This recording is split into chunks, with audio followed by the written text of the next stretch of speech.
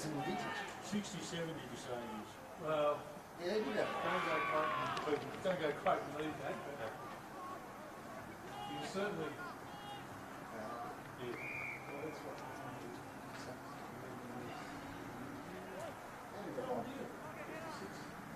Same age as me.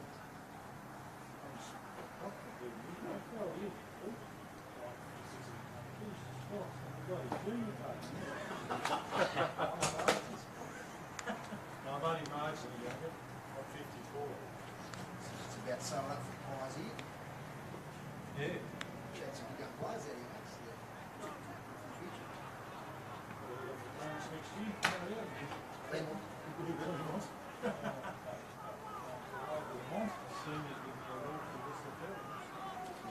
Think we'll go another year? I don't know. That's your 2024, isn't it? I think there's an option to continue to I think if there's a like, it's shaping up to be a reasonable season, so It's pretty even, isn't it, when you look at well, the top four are pretty Scott's leading each other on any given day. top four pretty even. North Hobart, Moorvale, Deadlift. I've got some jackets in there. Yeah, isn't it? Like a snag, mate. Who was there, mate? See?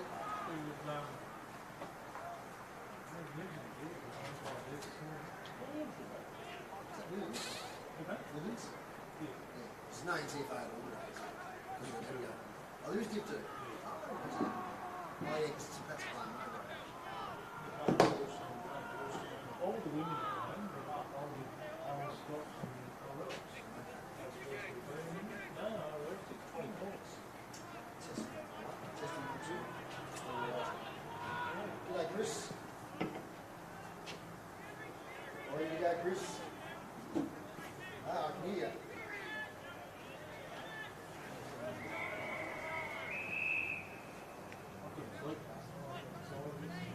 Ready to go. Windsor Park. Couldn't sleep last night. I just wanted to be. Huh, mate? I couldn't sleep last night. I just wanted to be. Let's hope it's more competitive.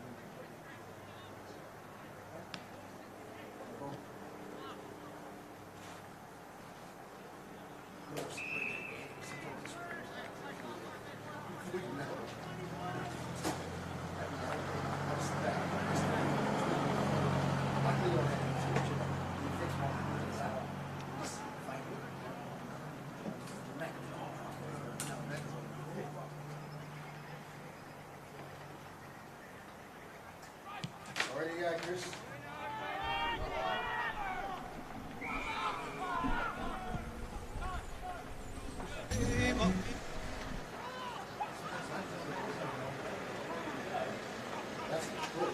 That's good, mate.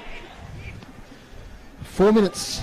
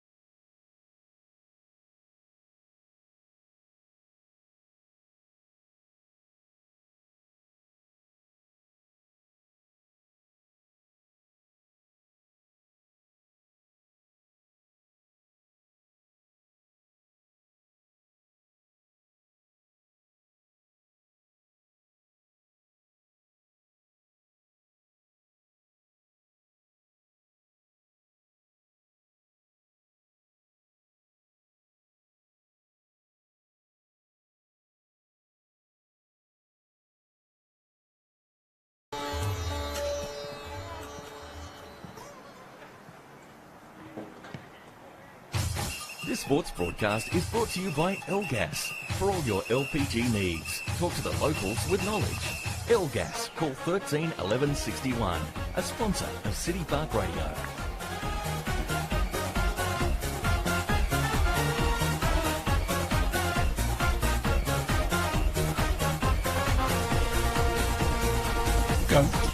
Welcome to Windsor Park here in Launceston. A big clash here today between Launceston and Glenorchy. And beautiful scene out here as the sun is shining on Windsor Park ground in great condition. We'll hear more from Chris in a moment, but it's a pleasure to be here.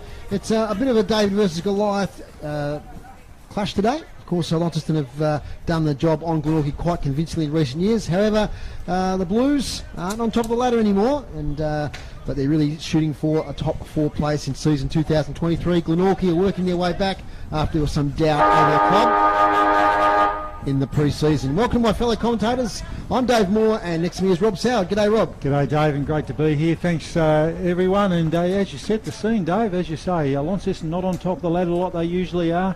A different looking Glenorchy, so looking forward to a good match on a sunny, I hesitate to say winter's day, almost winter's day, as that breeze is telling us here at Windsor Park. Yeah, you can probably hear it in our effects. Well, it's only got up in the last hour or so, but it's definitely favouring the town end of the ground. Good afternoon, Max Walker, our expert commentator this afternoon. Good afternoon, Dave. Good afternoon, listeners, and Rob and Grooves and everyone else who listens to us. Should be a great day.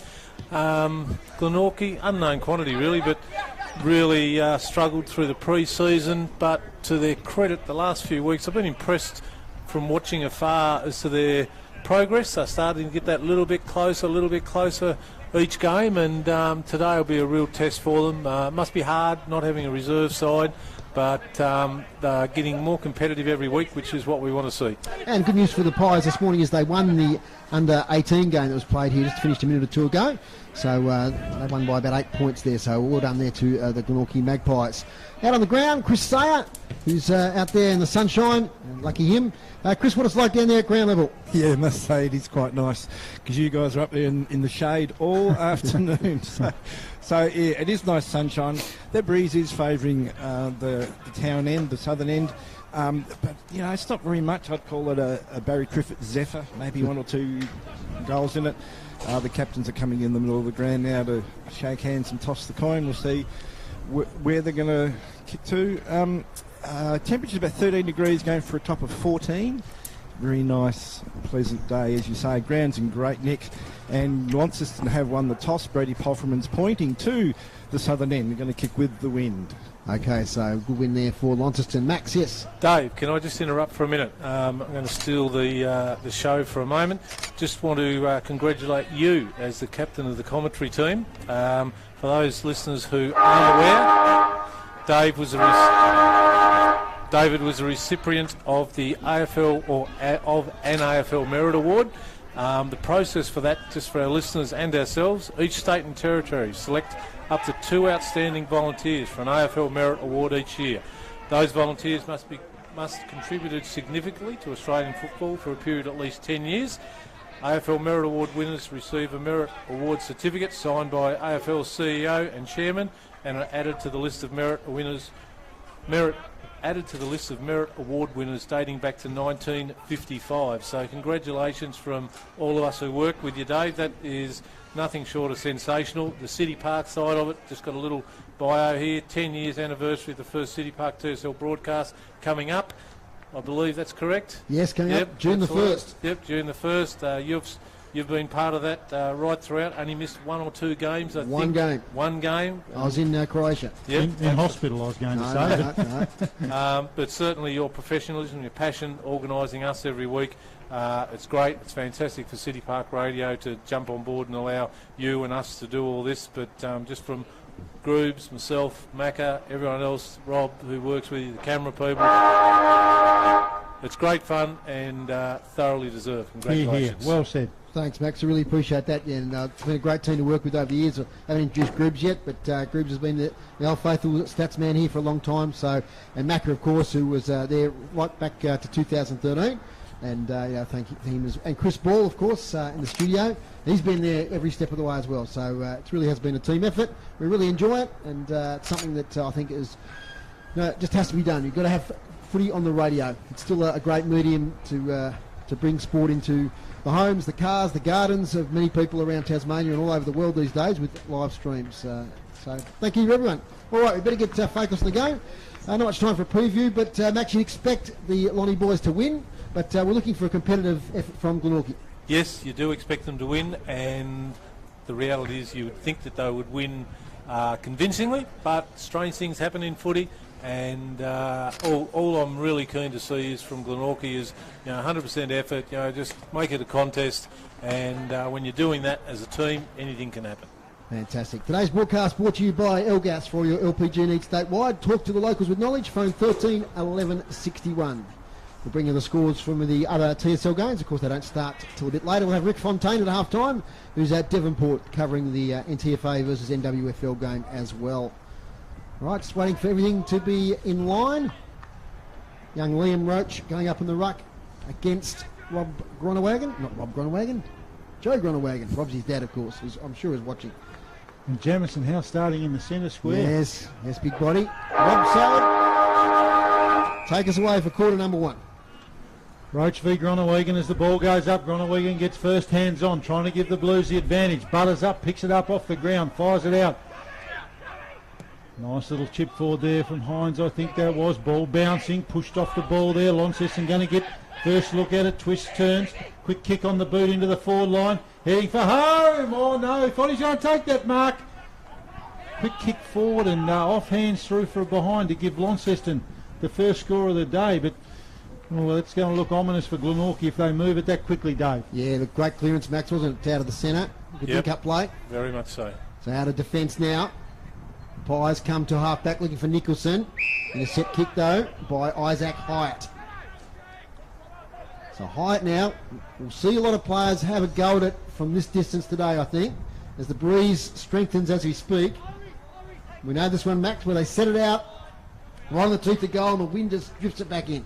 Yeah, I think, is the breeze blowing away from us, Dave? Or? Yeah, we might get Chris on again in a moment about that. I guess that he's back a bit there. Hyatt sets it out left, it will stay left.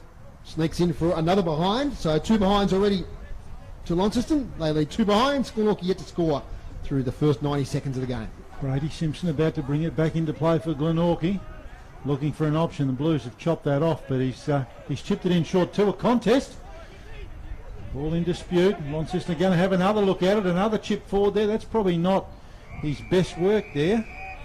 He didn't pick that number up. Isaac Hyatt? It was Hyatt again. Yep. Second go at it. Didn't not his best work there, but anyway, they're going to have a throw in next to the behind post. All Launceston at this early stage. Glenorchy certainly won't want to let them get away to a start here. They'll want to be competitive.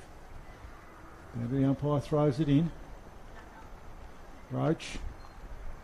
A lot of bodies around the football. A lot of people inside 50. Glenorchy player there tackled. Lucky to get away with it. Launceston pressure. Palfreyman, I think that was. Brody Palfreyman, what a great start. Got himself in the right spot and snap at goal, and snaps truly, Max. The sort of start he would want today. Yep, absolutely, and you said it perfectly. He was in the right spot, just the ball spilled out. Pretty straightforward goal for them.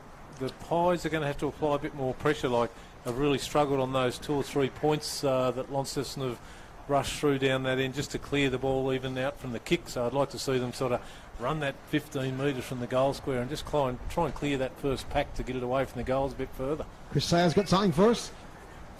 Yes, the wind is a bit swirling down here, but it's still favouring the northern end, southern end. Coach Mitch Thorpe is coaching from the bench. He's got Scott Stevens up there next to you guys, but he is at the bench for a better view of the game. Almost another clearance to Launceston there, but that kick from House was smothered. Josh Arnold takes it, shrugs a tackle, wants an outlet handball, kicks himself finally. First attacking foray for the Pies, up to half forward, enters the inside 50. Manson, little hand off to Joseph, too slow. Tackled by Cowley, holding the ball. Matty Joseph, like a talk around the contest there, he thought he had a lot more time than he did. Cowley, poor kick, almost intercepted there by Meredith. Still a chance here in attacking 50 for Glenorchy. Driving it on there was Jenkins, but it's cleared out by Launceston. We can see the value of the breeze on that kick. It's now up to half forward for Launceston. Hyatt, busy early. Runs his full measure, centering kick. Oh, gee, that's a nice mark back there by Hunter Wright. Great with mark. the one hand, the youngster. Right goes short, looking for Blowfield. Back to right, misses the target. Blowfield has to butter up his own mess. Lays on the ball. This will be a marginal call. And it'll be a ball up. Umpires today, Riley Stevenson, Nick Merritt-Smith and Chris Kay officiating. Is there anything we know about Launceston? You just don't do that. Clear win away there. Hyatt again. He has got leather poisoning at the moment. Glenorchy trying to get it out of that 50. Boundary line's going to win, I think. No. Kept in play by Launceston. Ball back inboard. Heading towards goal. Kept it in play, the Glenorchy player. Heads out and ploughs it out of bounds on the full. And that's going to be, with that breeze, that's going to be a real opportunity there for Dylan Riley. Could be Dylan Riley special. Absolute Dylan Riley special. And like all forwards, did you see how quickly he moved with his hands on that footy when it went out of bounds? Liam Jones has been busy inside the attacking 50 max early days. He has, and does really well, and congratulations to him, initial member of the state squad. Yes, yeah, correct. So We should mention that during today's call. Absolutely. Playing on July the 1st, City Park Radio will be there. Dylan Riley runs around, has a shot on goal. Looks all right off the boot, but it's going to go across the face, but a great mark in the goal square. The usual suspect, Jake Hines, and it doesn't worry. Goes back, bang, kicks a goal. That's Launceston second. They're out to 2-2-14. Glenorchy yet to score. A Jake Hines special there, Maxie. It was, and 2 goals in 5 minutes, and 4 shots in 5 minutes. A bit alarming for Glenorchy already in the inside 50s. I don't think Glenorchy they got mowed down by that. Just back inside to groups. Yep. Did he? Yeah, he counted that one. Yeah, rightly so. They deserve that one, so it'll be 1 to about 6, I would have thought. Yeah, only 2. I think they've kept it in there a long period of time. I think that's been the issue there. 2. Yeah. Okay. I think Glenorchy been able to get it out of there. There's been the problem for them. Up it goes. Roach wins the tap. Only as far though as Canny there it was. Off the ground by number 22 there, and Matt Joseph. Richard Dilger's in there. Lays a high tackle to Richard Dilger. And come back to Shoemaker. Had his best game for the season last week. Got votes. Cruises off half-back, that characteristic lope of his. Up here looking for Riley. Good spoil there by Blake Waite. Now it's a contest with Nicholson. Taken though by Riley. Gets the handle out towards Canny, who dives on it. And he gets a high tackle. So the Pies at the moment, the free kicks, 3-0. Just catching their opponents high. Canny wheels, kicks to the hot spot. Hines again, shapes for a fly, doesn't do so. Jones front and centre. Handballs to nobody. Hunter Wright kicks it out of the fence, looking for Nicholson. 2 grabs, couldn't take it. Pies trying to clear it. Tyrrell back to Canny. Up towards the goal square. Hines front position. Drop the mark. 30 out. Ball up. Blues into attack, they lead 14-0. They're certainly trying to chop them off by dropping the numbers back, Glenorchy, but Launceston feverish once that ball gets inside 50. Up it goes. I'm trying to get another look at it, but Glenorchy clear the 50, and that's a nice mark taken there by Isaac Manson. Plays on quickly, not a lot ahead of him. Drives it along to try and get it out of the danger zone. Oh, drops a mark he should have taken there. Kyle Lunson, a late inclusion today. Ball in dispute. Glenorchy having a look inside 50. Best opportunity of the game, and that's a fantastic mark. Richard Dilger, the ball just sat up for him into that breeze, and it was placed beautifully there, and he's going to go back and have a shot for Glenorchy's first shot on goal today. Player to watch out for today is Luke Nicholson, ex-Tassie Devil. He's got that mature body on him now. He's done a few things early. Very, very kickable goal here distance-wise. We're right behind him here, so we'll follow this all the way. Richard Dilger, as he moves in, approaches, strikes it beautifully, and that heads straight over the goal umpire's hat. So that's exactly what Glenorchy would need, Max, after the ball being camped in that Launceston 50. The Magpies are on the board, 1 goal straight 6, trailing Launceston 2-2-14. Good movement, good to see his teammates get around him there as well. Just a bit of encouragement, because when you're having it down the air and you do some good things like that, they ran that off from half back up the wing here pretty well, and nice mark like you called there to Richard Dilger running back with the ball, and good. And Max, one of the skills in footy days is to weight that kick inside 50. It's a beautifully weighted kick into the breeze. Yep, they could have just blazed away, but they knew the pace of Dilger running and just put it up in the air a little bit, let him run onto it, and made it look relatively easy in the end. Well done, Richard Dilger. Back in the middle. In the ruck now is Josh Meredith. Gets beaten by the tap though. Jamison House gets it inside 50. Tricky bounce for all those involved. Glenorchy had the advantage though. Blake Waite, handball to a player under pressure. That was Gillett. Now it's with Canny. Lovely pass to Hines. Didn't have to break stride there on the far side. Just put it out in front of him and he ran onto it. Nothing a defender can do about that. You love that as a forward, don't you, Dave? Absolutely. Jake Hines has kicked one. We know he can kick big bags on this ground. He started well. One goal to Hines, one to Palfreyman for the Blues, one to Richard Dilger so far for Glenorchy. It's a long run up. Just approaching the paint of 50. Kicking to the southern end of the ground here at Windsor Park. Sets it up beautifully and kicks a goal is Jake Hines. That's 2 for him and 3 for Launceston. They answered that one from Glenorchy, 3-2-20. Glenorchy 1 goal straight 6. And you speak about the weighted kick, just Canny then just chipped it out in front of Jake Hines, knew exactly where to put it. Hines knew exactly where to run, and wind or the weather then, conditions didn't seem to be too much of a concern at all. Didn't have to start it out left or right, she went straight through. So like Chris said earlier, that wind is quite swirly. It had no impact at all on that kick. It's not in there now, Max. But what do you think about the Jamison House on ball roll? Yeah, well, I guess he's replacing the Joby Harper at the moment, Yep. isn't he? Like, with the strength and the body shape that he's got. So, yeah, it'd be interesting to see how much he does play there throughout the course of the game. Dilger comes away with it for Glenorchy, and another inside 50 them. They're going to get another look at it here, just showing how important it is to win that centre square area. Good pressure there applied by Launceston. That's going to be a ball up just outside 50, but controlling the centre and getting that quick takeaway worked really well for them there. Ruckman do battle. Glenorchy trying to answer that last Launceston goal. The umpire says all mine. Lots of bodies around the ball. Young Seth Pfeiffer into the ruck too. Rob? Pfeiffer gets hands on there, Dave. First touch. But again, this is going to be the fourth ball up. Going to replay there. A draw or scoreless draw. Pfeiffer again. Launceston trying to clear that area. No luck at the moment. Comes away now. That's nice. Opens it up a little bit. Bobbling around. Glenorchy player caught high, I thought there, and the umpire agrees with me. That's good. I should have had a whistle. Can't see the number there of that Glenorchy player. He's going to go back in. I thought that might have been 50, but no. Juggling mark taken there by, I think that was Dylan Browning. Plays on quickly.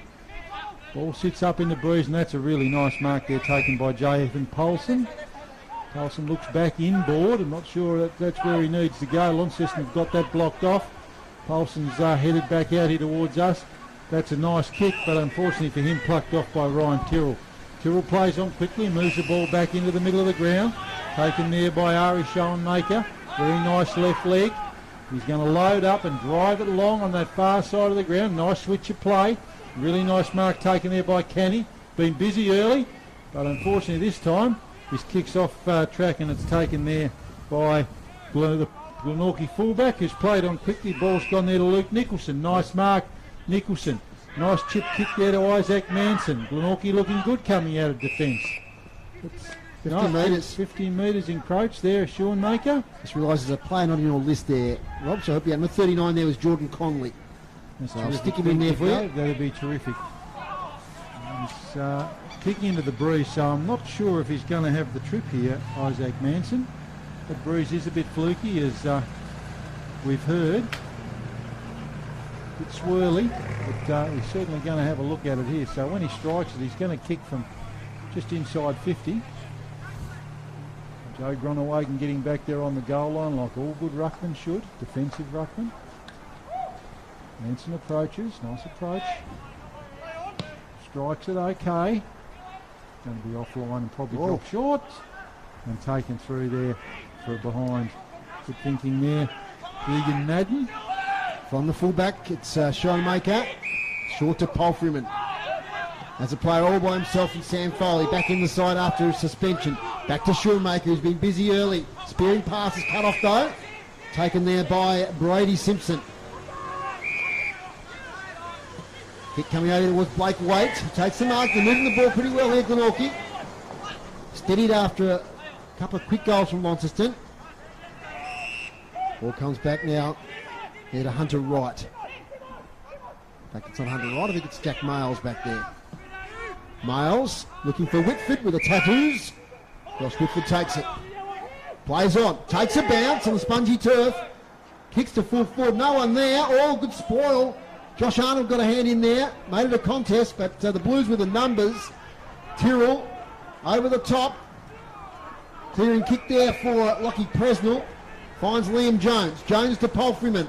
This is where they move it nicely on this ground to Launceston. Handball might not have been a great option. Pfeiffer make it look good. Up against his fellow 29 in Gillett. Pfeiffer with it. Gillett ran off him. Pfeiffer to full forward, blazes away. Kicks it out of bounds on the full, and Jake Hines puts his arms out and says, where were you kicking that, son? Kick it to me. A pretty fair call too. Ball's in the back pocket there. Glenorchy looking to bring it out. That's a terrible kick. Palfreyman chops it off to Hines, who goes back and looks like he's going to make it goal number 3 for the quarter. Jake Hines, that's a terrible kick in from Glenorchy. It's almost like, Max, he's just thought that Palfreyman was wearing the black and white. Yeah, basic mistakes like that don't look real enticing at senior level, do they? Yeah, just unlucky because Glenorchy is just having periods of the play, and I think it's been the thing all season, Max, where they're competitive for a period, don't really put the scoreboard pressure on, and then it goes back the other way. So, but they do have the breeze line system. We have to keep that in mind. They're leading by 19 points, 4 goals 2 to 1 goal 1. And for 3 or 4 minutes, or let's round it up to 5. The 5 minutes before that, they did control the play. Absolutely. Yep. So, see if they can get another goal here before quarter time. Now we've got a 6-6-6 warning, have we? We've got a free kick, in fact. So Chris Kay has picked up something. I'm with Matthew Richardson on this one. Yeah, You reckon you'd sort it out by now, wouldn't you? We get the warning. Little kick forward now here to Whitford. Whitford spots up a target. That is Meredith of the Cooper variety. Cooper Meredith couldn't take it. Clear out here by Atkins. Gets it to Colin McCormack. Hands off to Jamison House. Kicks it to the wing. They're looking for Deegan Madden, but he'll miss him and go out of play. That's a terrific kick for touch, wasn't it? He made that actually look like that's what he was trying to. He was trying to kick it to someone, but I think he was looking just to clear it out. Chris on the boundary. What do you got for us there? Whoop, sorry. What caught you unawares there? Let's go again.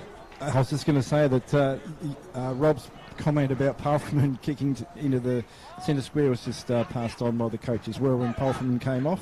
Okay. As Josh Arnold takes the mark now for Glenorchy. 45 kick, looking for an option in Whitford, who's been busy. He'll take it again with Josh Whitford. Hands off.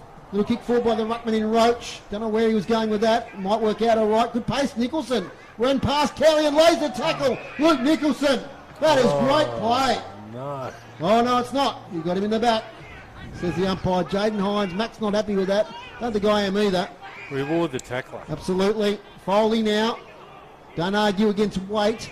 Hands off to Presnell. Kick smothered, out of play. The young Nicholson just showed great pace and then full steam ahead, laid the tackle.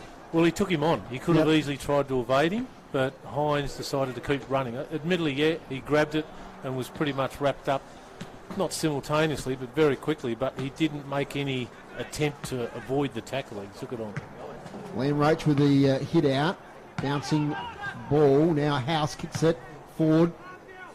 Chaos ball here, but it might go to the boundary line. Little kick off the ground. It's asked for deliberate there, and umpire Chris Kay says throw it in.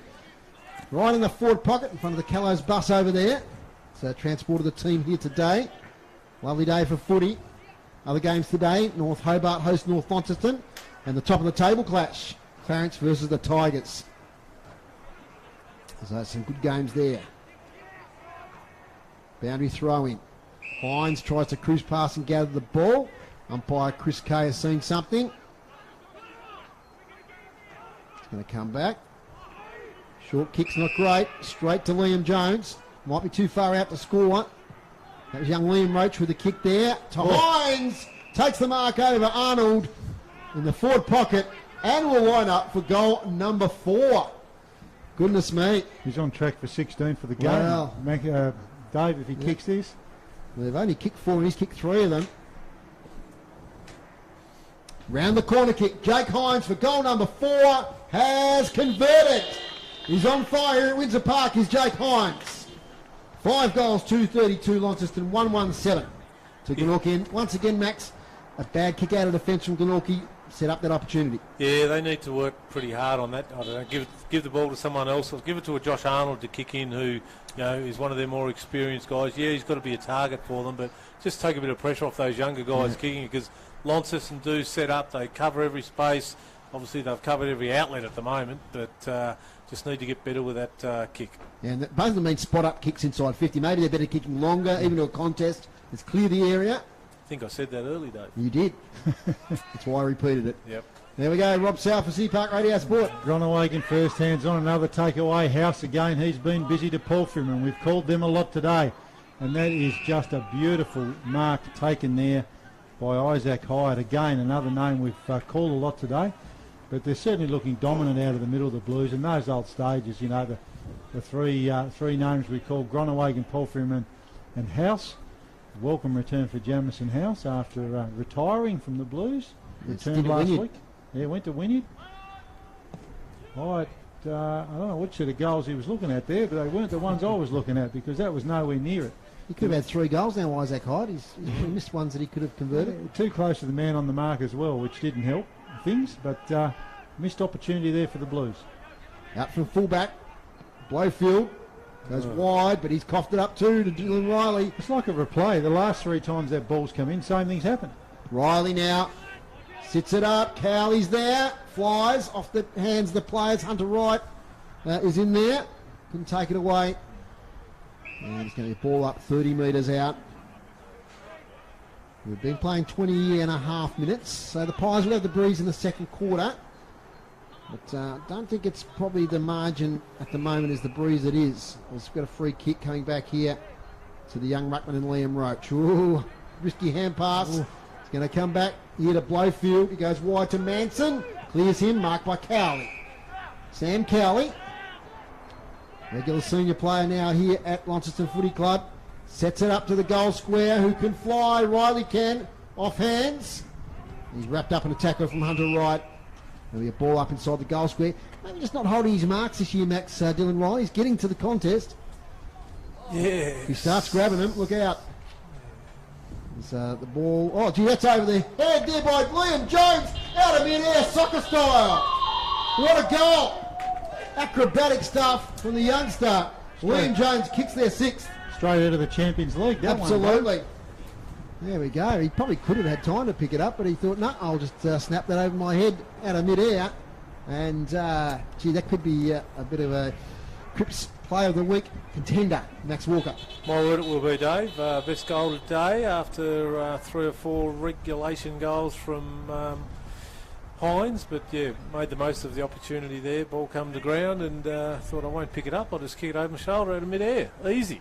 Glenorchy just way too easy. Glenorchy just got to stop the bleeding here out of the middle, because it's just been too easy for the Blues.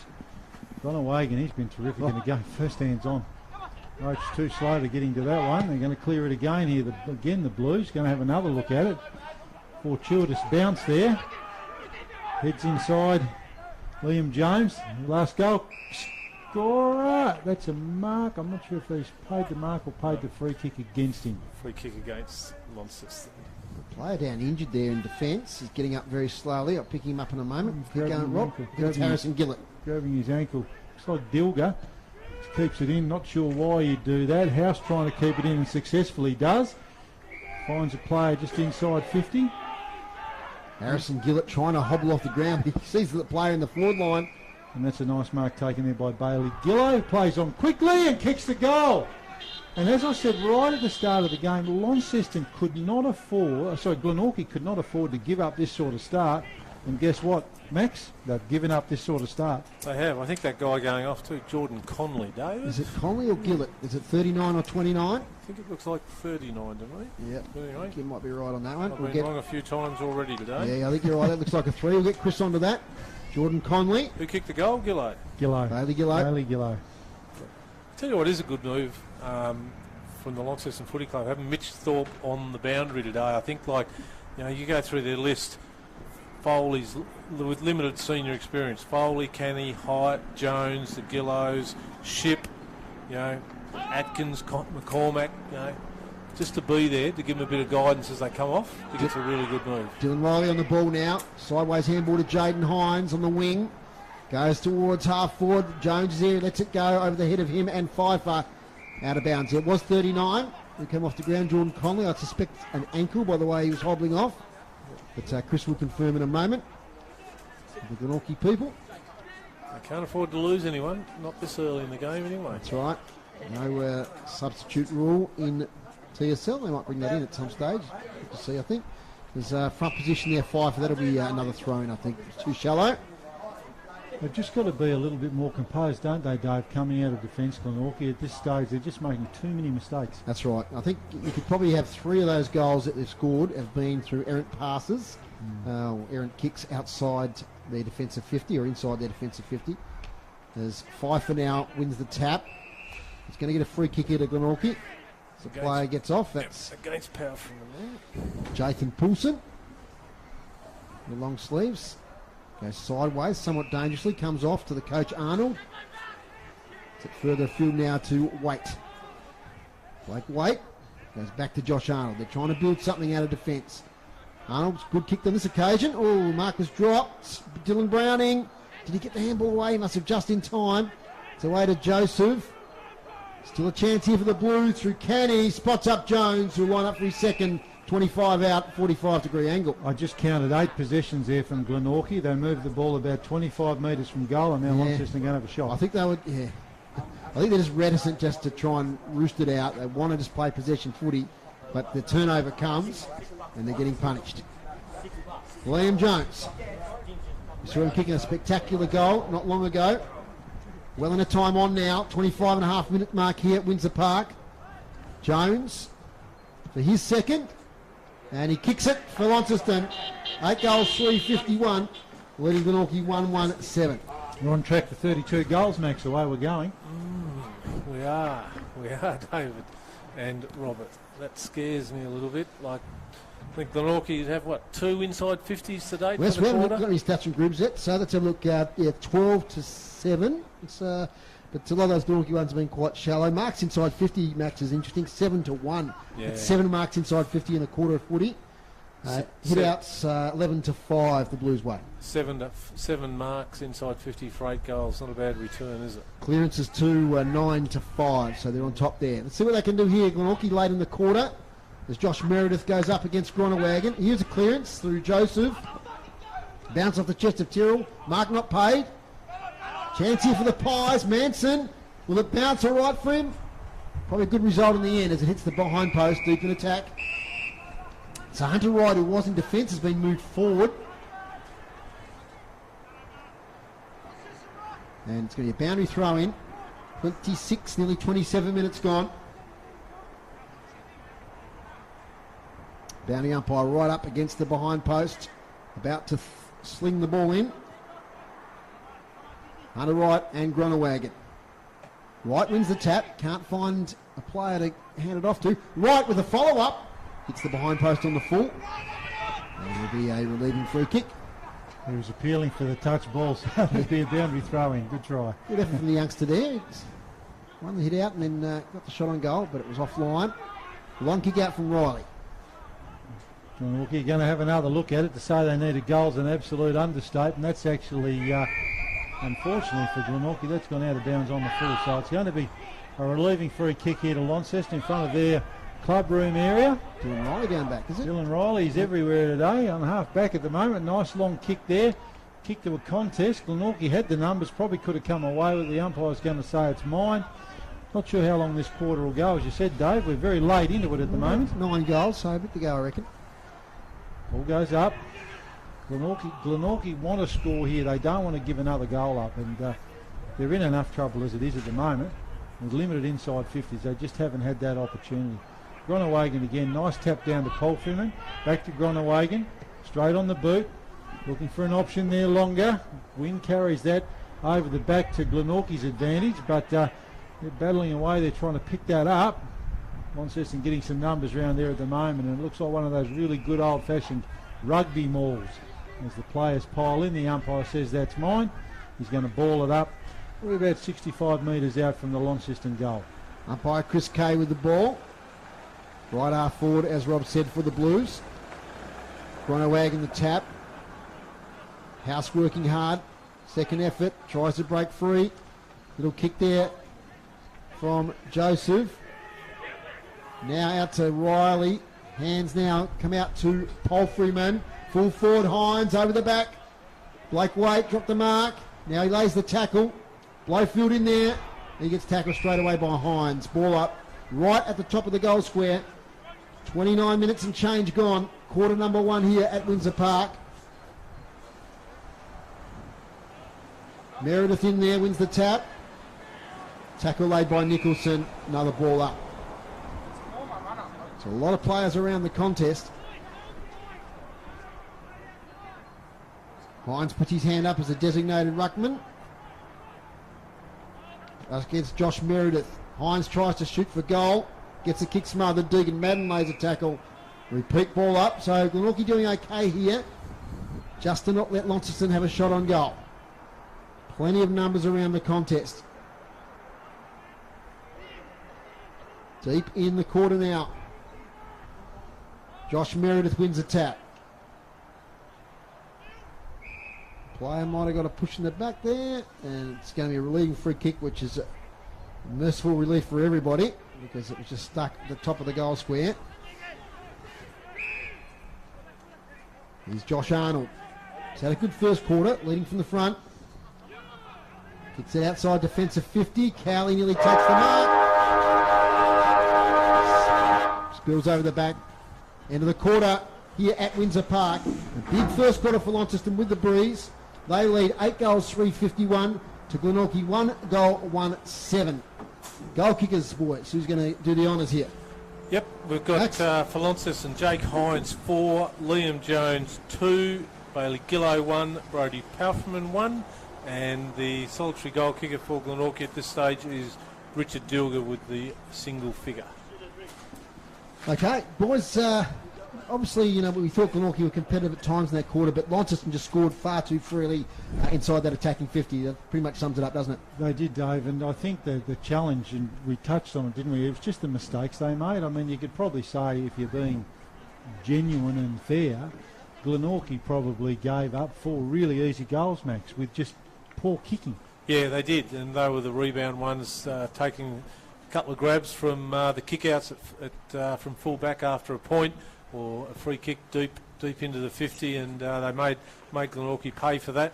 I had hesitations before the game, thinking it's a type of game where Launceston could get sucked in a little bit to everyone want to kick goals, and it did start to look like that on a couple of occasions there. Like you'd have Schoenmaker running from full back, he was running around the back trying to get handballs around the back off someone at half forward. Like, he's got a good shoe on him, he can kick it 60 metres every day of the week, but that didn't last long. They seemed to settle a bit again and just play their normal standard structured footy, so they'd have to be very pleased with it.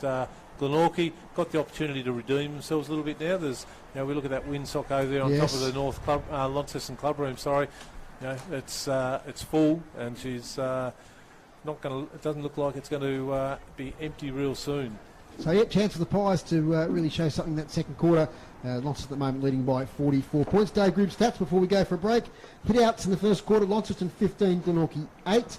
Clearances 10 to the Blues, 7 to Glenorchy. Inside 50s, not too much of a disparity there, 13 to 8, but Launceston kicking 8 goals from 13 entries. Marks inside 50, we talk about that, 7 to Launceston, 1 to Glenorchy. Free kicks, the Pies 8 free kicks, the Blues 7, and intercept marks, Launceston 6 as opposed to Glenorchy 3. We'll take a short break here from Windsor Park. When we come back, we'll have more analysis of the first quarter and Chris from the Huddles. Play your cards right this winter with new LPG deals from Elgas. Whether you're moving in or you're settled in, make the switch online today. From LPG account credits, fixed pricing and carbon offset options, Elgas has got you covered. Don't lose out this winter. Visit the website, choose your new deal and sign up today. Go online, www.elgas.com.au. Elgas, local, safe and reliable. A sponsor of City Park Radio. What if I told you there's a job out there where you can really make a difference? Where you can inspire others and be inspired? Where your workmates make you laugh constantly? Not only that, but you could work from home, set your own days and hours, and find financial freedom. Sounds too good to be true, right? Well, it's not. If you love working with children, join our Thrive Group family and become one of our family daycare educators. Give us a call on 6341 1555 or visit thrivegroup.org.au. Thrive Group, proud sponsor of City Park Radio. City Park Radio relies on its members, volunteers and local business to maintain the programs you enjoy. And you can support them and the wide variety of programs by making a donation to the station. It's so easy for you to donate. Just head to our website, cityparkradio.com, on your PC or smart device and click the donate button. Anything over $2 is tax deductible and you'll receive your receipt immediately by email. Donate now to City Park Radio. This sports broadcast is brought to you by Elgas. For all your LPG needs, talk to the locals with knowledge. Elgas, call 13 11 61, a sponsor of City Park Radio. Welcome back to...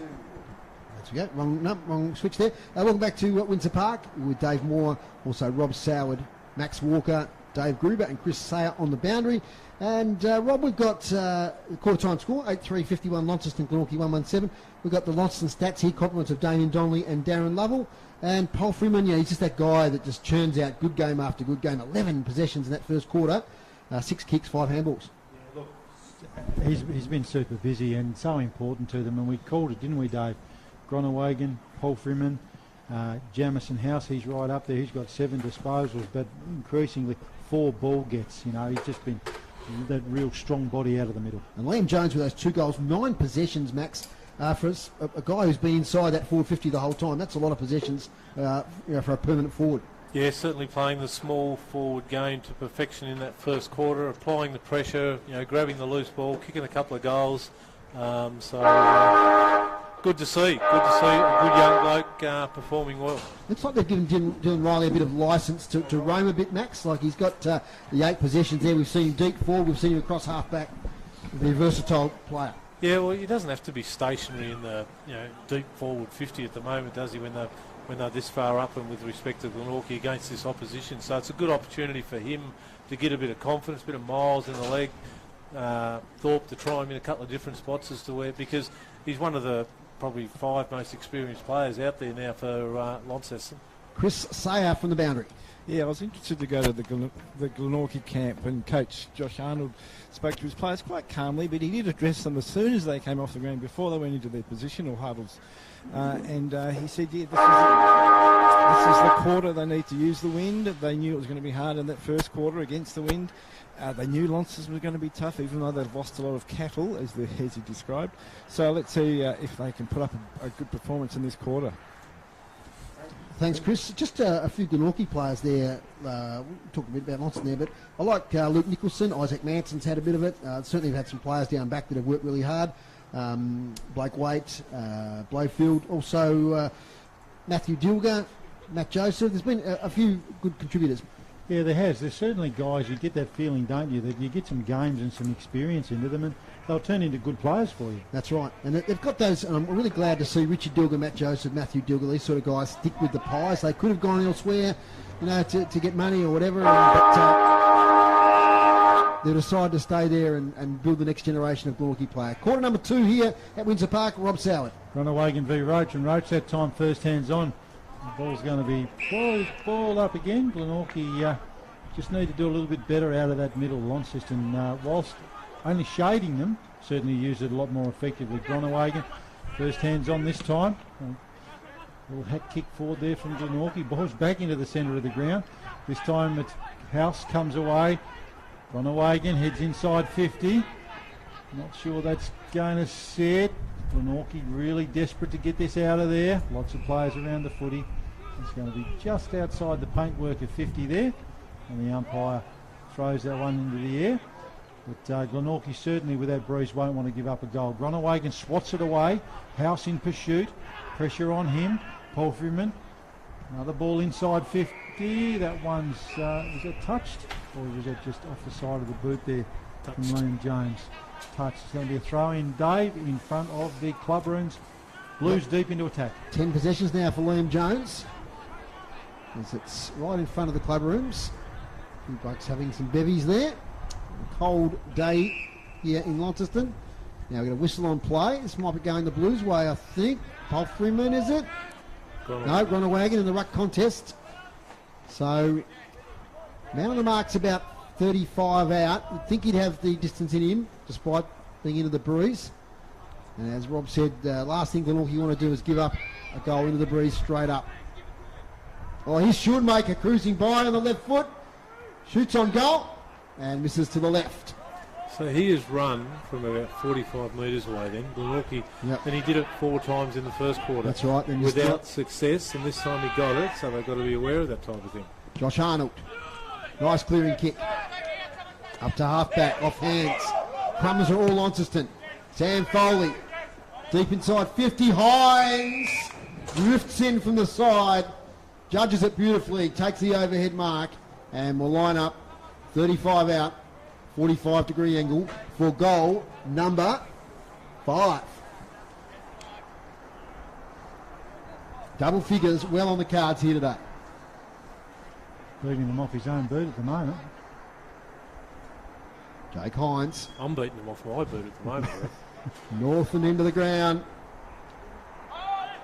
Play on now. Kicks the goal. Does Jake Hines. And that's 5 already in this game.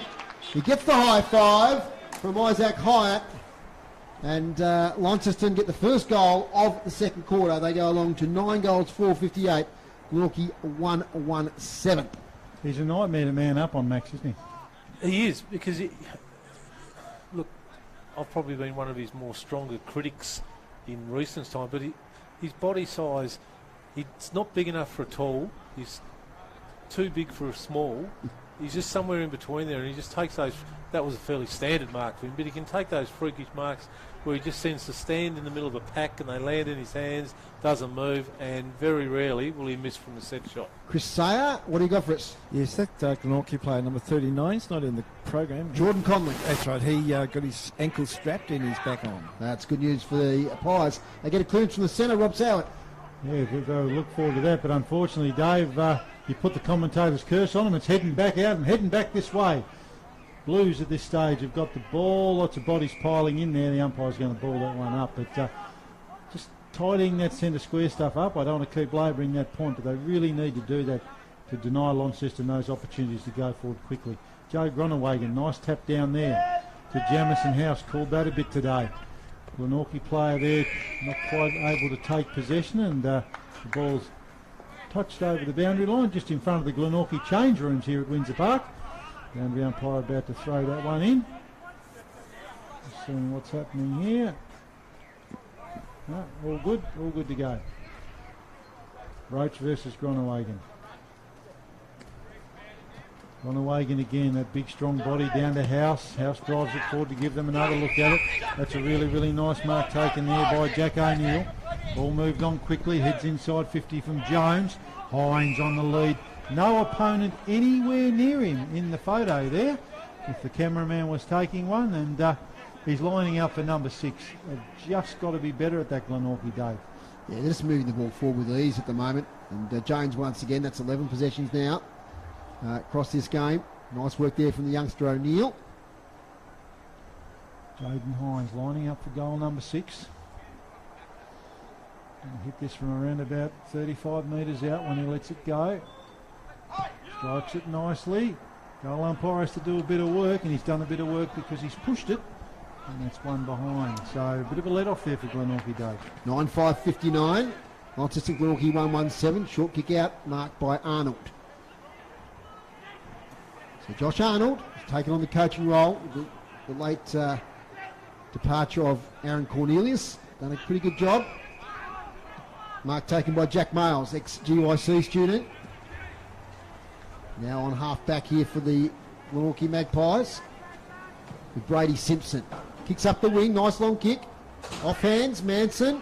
Richard Dilger has to kick to space. It's a 1 against 2 there with Matthew Dilger being the only Glenorchy representative. The Pies just can't keep it inside their attacking 50. Now to Jaden Hines. Switching kick here to Cowley. Blake White gets there late. That could be 50. No. Blake might have got a bit winded there in that contest. Risky kick from Cowley, but it comes off all right to Poffram, and Waite still down. I suspect it's just a wind situation. It's taking a while to get up. Poffram, long kick to the other side of the ground now to Tyrrell. He's got a man on in Jaden Hines. Hits him up. Jaden Hines has options galore. Foley's one of them. Off the hands there of Bailey Jenkins, who intercepted. Little kick by Roach finds Manson. Manson now to space. Josh Meredith there up against Kai Lunson. Lunson gets there first, has support from Tyrrell. Once again, it's a 2-on-1 situation, Rob Soward. Yeah, they did it very easily there, and that's a nice mark taken on the far side of the ground there by Sam Foley. They've got to address that, Max, because they've had two good attacking moves, but if you're outnumbered every time, it's just going to come back. Well, that's what happens, Dave, when everyone pushes up to the centre. When you get the ball at the centre, you've got no one to kick it to. Foley goes long down the line. That's a nice mark. There, looks like Dylan Riley, I think that was. Riley pumps it inside 50 in the direction of Hines. In the direction of Hines, who's going to stroll, bounce, walk, bang, another goal. That's numbers 6 for Jake Hines today. Far too easy, Max, that time. But just coming back to that, the mistake that they made in that defensive 50 results in a goal at the other end. Yep, just bombing it in like that, you can't do much about it, because that's what they're instructed to do. As a forward, when the ball goes up the other end, you've got to roll up. You hear them say it all the time, roll up, roll up, roll up, like bloody Sideshow Alley. But, they do that. Then when someone who can kick a ball, 45, 50 metres gets it, they've got no one to kick it to. So when you're playing at this level, you've got to be able to be a bit smarter than that. Chris Sayer on the boundary. Yeah, just interesting thing sitting here with the Glenorchy bench to my right. I'm sure it's Jack Hale, the 24-year-old Australian sprinter, 100-metre sprint. I'm sure it's Jack Hale. Absolutely it is. Yeah, it's interesting, isn't it? Yes, he's their fitness coach this year, I believe, Max. That's correct, yep. Seen him down there earlier when I walked in with the Glenorchy boys. In the middle of Windsor Park. Secondary ball up. Nice tap out there from Madden. Finds Canny, half forward. Mark taken by Seth Pfeiffer. Pfeiffer, little chip kick, looking for Hyatt from the back. It's Hines, play on, will get caught. Handball out of Jones, he's kicked 2. Little kick is marked by Arnold, his fellow number 9. Now they're out here, if they can string some possessions together. The Pies have got Richard Dilger, and he's got support. Callum Thompson on the left, up here towards Roach. Sprawl from behind is good from Madden. The front of the contest, it's Males. He's dispossessed. Taken by Poffram. Kick semi-smothered, I think, was it? No, play on. Thompson kicked it straight away. I think he thought it was smothered. Yeah, okay, so looks like the umpire is going to bring it back to Thompson. Interesting. Right, 45 kick, looking for Dilger. Intercepting with Foley, dropped a mark he maybe should have taken. Handball to Poffram. Half forward now for the Blues. Nice mark, Josh Arnold. He's giving it 100% back there, Rob Sowell. Yeah, he's been terrific. He's really, holding them together back there. Experienced player. Nice long kick forward from Arnold. Thought the Glenorchy player was held there, but no. Launceston are going to rebound beautifully through the agency of Foley. He's gone back into the middle. Taken there by Tyrrell. Mark over the far side there to Schoenmaker, who loads up with that big left boot. I think the boundary line's going to win there. Just coming back to that there, one of the things that Arnold would want to see, he'd want to keep these young players and get some games into them. So, as you said earlier, Dave, let's hope they stick into the future for the Magpies, because there's some good young talent there, isn't there? There is, and we saw them win the under-18s today, as I mentioned earlier. Boundary thrown in the far side. So sunshine bathing Windsor Park with the early start. Other games getting underway soon. Liam Canny releases the ball. Poffram getting possession after possession. So is Jones, who takes it over the boundary line. Unfortunately, it's not bathing the balcony where we're broadcasting from, as we often say. This is where they usually does in the last quarter, but of course with the early start. This is where they bring the Antarctic workers to train up here on this balcony, I'm sure of it. Absolutely. We're going to be packing up just as we get the sun. Anyway, that's the way it is. Taken there by Joseph. And he's tackled to a standstill. 3 goals. No, I'll start again. 2 goals to 0 in this quarter. Been playing 10 minutes, so Glenorchy yet to score, in fact, with this breeze. tap out. And another stoppage, no doubt. Yes, another ball up. We have Rick Fontaine at half-time, who's going to preview the big NTFA NWFL game. The under-18 game there was on this morning. And we'll see who won that game as well when we talk to Rick at half-time. Kick away there by Joseph. Must could have been a free kick to the Glenorchy player there. Fresh air kick. Chance, Dylan Browning. Spun in the tackle. Ball up. So they've got it to just outside their 50, Glenorchy. Defending really well, Launceston. Yep. Like they're just, it's like a grand final for them today. They're playing like it, aren't they? They're just not letting anything go. Pressure's terrific. Tap out. Josh Meredith, only as far as Gillow. It's Bailey Gillow, Josh Gillow. Haven't mentioned that today. He was a laid out today, replaced by Kai Lunson. Jones spun in the tackle, releases a handball. Canny, underground handball. Can't find a target. Glenorchy working hard on the wing. So it's become a bit of a scrap here in this quarter. Yeah, Mitch Thorpe's not happy with that. He's waving his arms around there. See that in the background. Is the effects mic on, Dave? Our program director, Matthew McGee, sent us a message in just asking whether it could be turned on. Okay, I've turned it up a little bit. Okay. Absenteeism for today. Do we know the reason? No. We don't. No, we don't know the reason. He's providing some expert guidance from afar today. Ball goes up there, and Blues come away with it. Polfreeman first hands on again, regathers it, but chips it in, and no one home for the Blues. It's going to come back out here for Glenorchy. That's a nice mark taken there by Josh Whitford. Whitford has a look, goes back towards the centre of the ground. Mark taken there by Dylan Browning. Browning's looking sideways, looking forward, goes back out sideways, heading to the half-forward flank position. Ball carries everyone there. Gronewagen tidies up for the Blues.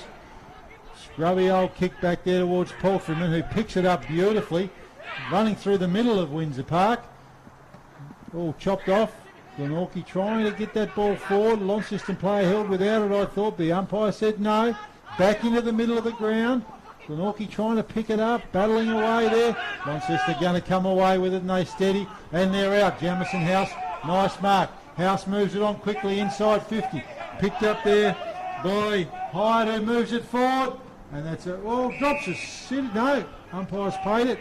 Jones plays on the Hines. The umpire says no, you can't do that. You've got to go back, Liam Jones, and you've got to have your shot on goal. Hines was in the goal square ready for the handball, and he saw goal number 7 right in his eyes there. So Matthew McGee is in the process of moving house of communication, so all the best with that, Matthew. Out in the high vis, hopefully, in the work boots, as Liam Jones approaches, kicking for goal number 3. Looks really nice in his approach. The umpire agrees with me, pulls the triggers. Goal number 3, Liam Jones, Max. Yep, good mark. Just punched the ball out of his hands after he had certainly held it long enough. So can't take that one off him. And Jezza Hines was just saundering around in the goal square, just waiting for it, hoping. I'm really glad Liam Jones got the opportunity in that state game, because he was one of the really good Devils players across the journey, and I think he's going to really shine in that game, there's no doubt. Yep, yeah, he's certainly, obviously he's not in the team as yet, but certainly in the mix for it. So I'd like to hope to think that the selectors will go for that younger talent, and with a good mix of experienced guys as well. 11-5-71, plays 1-1-7, and we've been playing 15 minutes in the second quarter. Another clearance here from Launceston. We'll get some of the group stats in a minute through this first half of the quarter. Gronewagen give and go with Riley. His kick's not great, but fine Gillow. Gets his hands free. Back to Foley. Foley now with a 45 kick to Schoenmaker. Long way out. 2 kicks out from goal. Low spearing kick towards Hines. Can't take the mark. Over the back, Jones. Couldn't keep his feet. And it's rushed through for a behind. 11-6-72 to 1-1-7. Couple of AFL games this afternoon. We'll get some scores from Max soon on those. He's on AFL duty today. Nicholson clears it out for Glenorchy. Bit of a flat sort of a kick in the direction of Foley. It's going to be okay though for Glenorchy. No, it's not. Spoke too soon. Great pressure there from the Blues. Like Max said earlier, it's like it's a grand final. Jamison House He's put a superstar Billy Graham move on the arm there of Polson for Glenorchy, holding it up. The umpire's going to ball that up. Gain House again, great physical pressure. He really brings that. Ball in dispute. Launceston looking to try and butter up, and they do. Comes away. Nice kick forward in the direction of Groningen. Front position. Thought he was infringed against, but no. Quick kick forward there from Arnold, and that's one of the Jonathan Thurston specials. Finds touch just in front of the Glenorchy change rooms. I noticed, Max, a player there without a shirt on watching the game. One of the under-18s. Yep. Obviously different weather down there. No, that's it. No, that's Tassie for you. They soft mainlanders, and it comes. Boundary throw in. Groningen. Miss kick.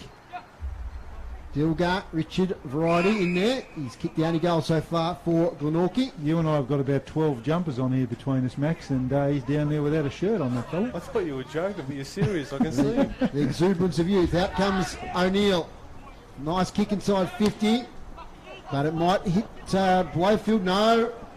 Tap there from high towards Hines. Gee, that's a nice pickup. Well done, young man. That's Cooper Meredith.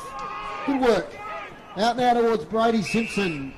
Now there's a bit of afters here inside 50 between Pfeiffer and Cooper Meredith. It's going to come back to Cooper Meredith. I would have thought they'd have played advantage there. No, it's going to go back to where the ball ended up.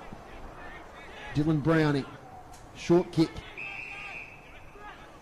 I think that's Brady Simpson over there, the number 5.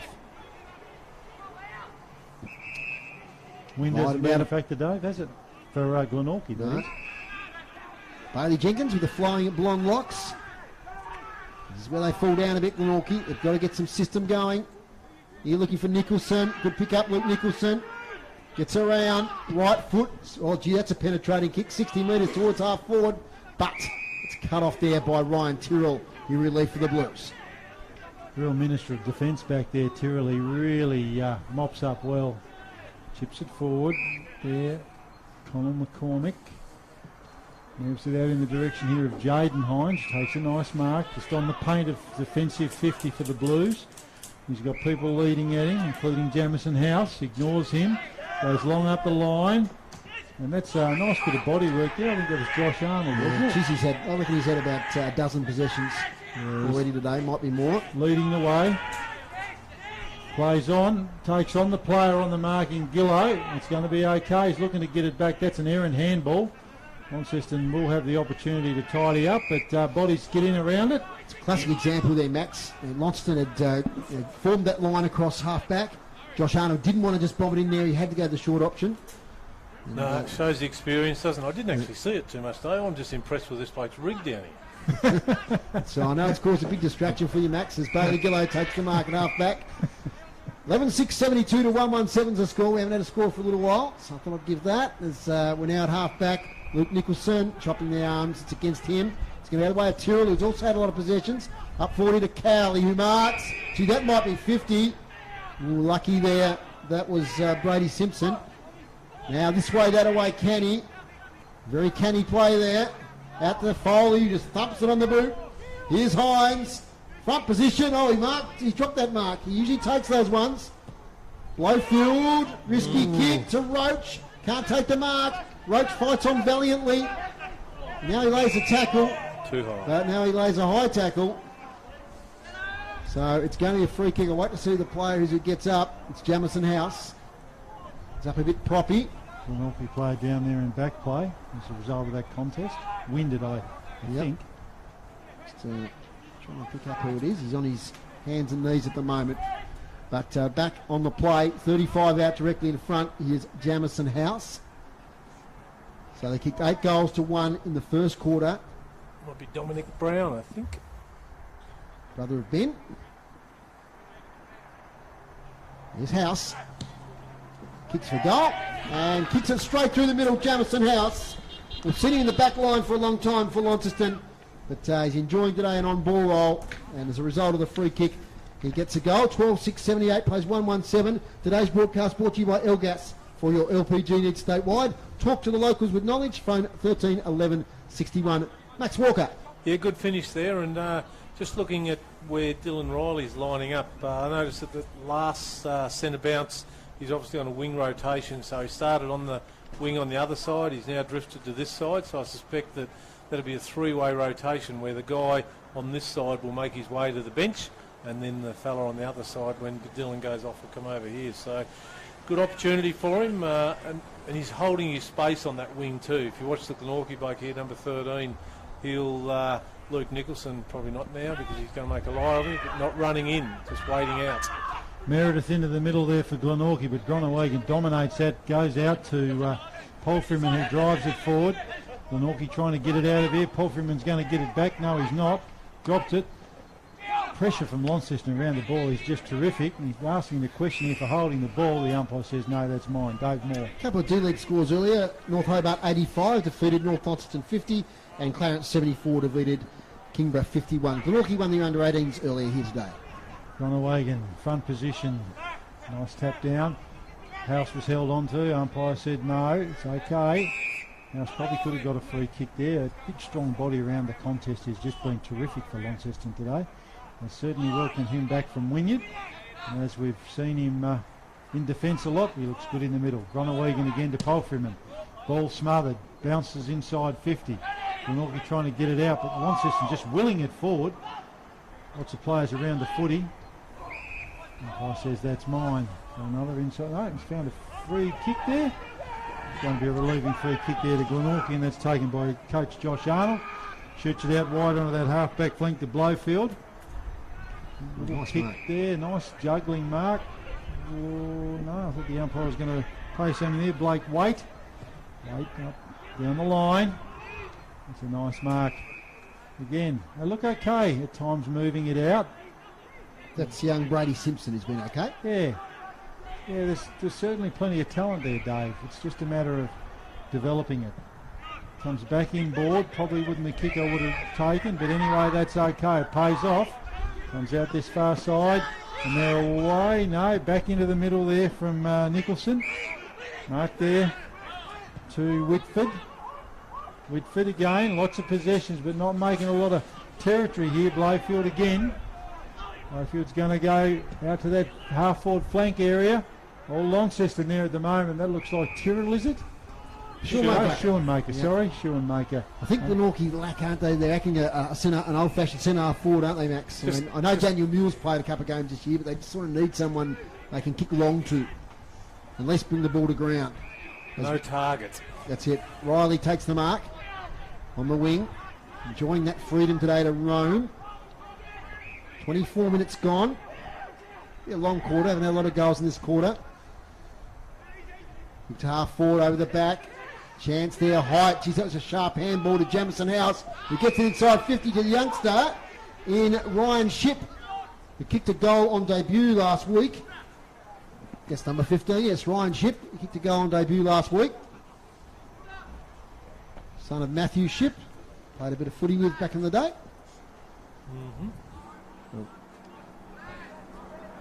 35 out, 45-degree angle.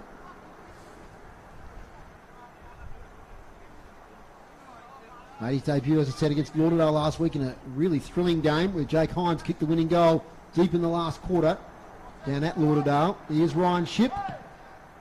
It's it up high, it won't make the distance. Hines, oh, nearly takes a one-hander. Not bad work in the end there from Cooper Meredith. And they get it through for a behind. Josh Arnold, short to Blake Waite. And you take the mark at half-back for Glenorchy. Waite goes by hand. Glenorchy trying to get the ball out here quickly. Simon's going to beat them home. And as we head into half-time, it is Launceston. 12 goals, 78. Glenorchy 1-1-7. We'll go to Max in a moment for the goal scorers. But the win not a factor for Glenorchy in that quarter. And in fact, were scoreless with the breeze. Goal-wise anyway, weren't they? Yeah, look, you always say at quarter time you have a look at both teams having the advantage to win, but Glenorchy just couldn't make inroads across a very strong half-back line, Max. No, which is really surprising because that win would be at least 2.5, 3 to 4 goals, I would have thought. So the strong defence of Launceston and an inexperienced defence as well. So real good credit to them. Admittedly, the Glenorchy forwards is quite inexperienced as well. But goal kickers that quarter, Hines picked up another 2. Jones 1 and Jamison House 1. And for Glenorchy, no score for that quarter. Still the solitary goal kicker, Richard Dilger. Just looking at, it's a tough situation for a coach. Just watching Josh Arnold there get round his player, tap them on the back, talking to them, they're jogging in. So he's just maintaining that positive attitude. And Max, been in teams that are battling, and you just need figures around the club to do that sort of thing.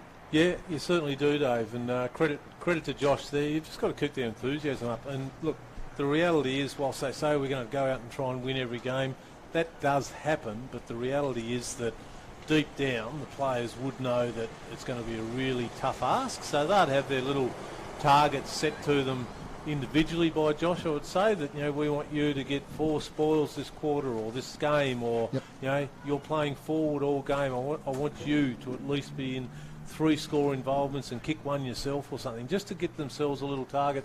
And if they can tick those off themselves over the course of the year, they'll find, and today's a bit of a blowout so far, but the last 3 or 4 weeks where they have shown a bit of improvement, it'll keep coming, and all of a sudden it'll click, and they'll come up against a Launceston or a Clarence with their guard down, or Kingston or whatever, and we'll find that Glenorchy will go bang, bang, bang, and it'll be game on, and there'll be a fair bit of panic in the more superior opposition.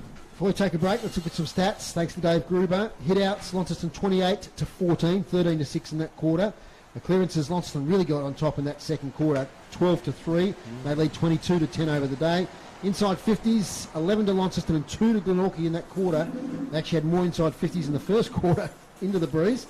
That's 24-10 over the day. Marks inside 50, 11 to Launceston in the first half, just to 1 to Glenorchy. Free kicks 10 apiece.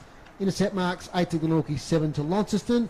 Have we done the goal kickers, Max? Yes, we certainly did. We did. I wasn't concentrating. Thank you. But you've got the individual stats there, Rob, from the boys at Launceston Stats Department. Yeah, look, and it's just amazing at half time. You've got Brodie Palfreyman with 21 possessions already. That's just, crazy numbers. Liam Jones with 15, Jamison House with 14, Ryan Tyrrell with 12, Dylan Riley with 12. So, it's great numbers for Launceston. Plenty to consider for Glenorchy. Last thing before the break, Chris Sayer. Yeah, quick update on Dominic Brown. He came off with some assistance for Glenorchy. I think he was just winded. They checked his ribs. There's no issue.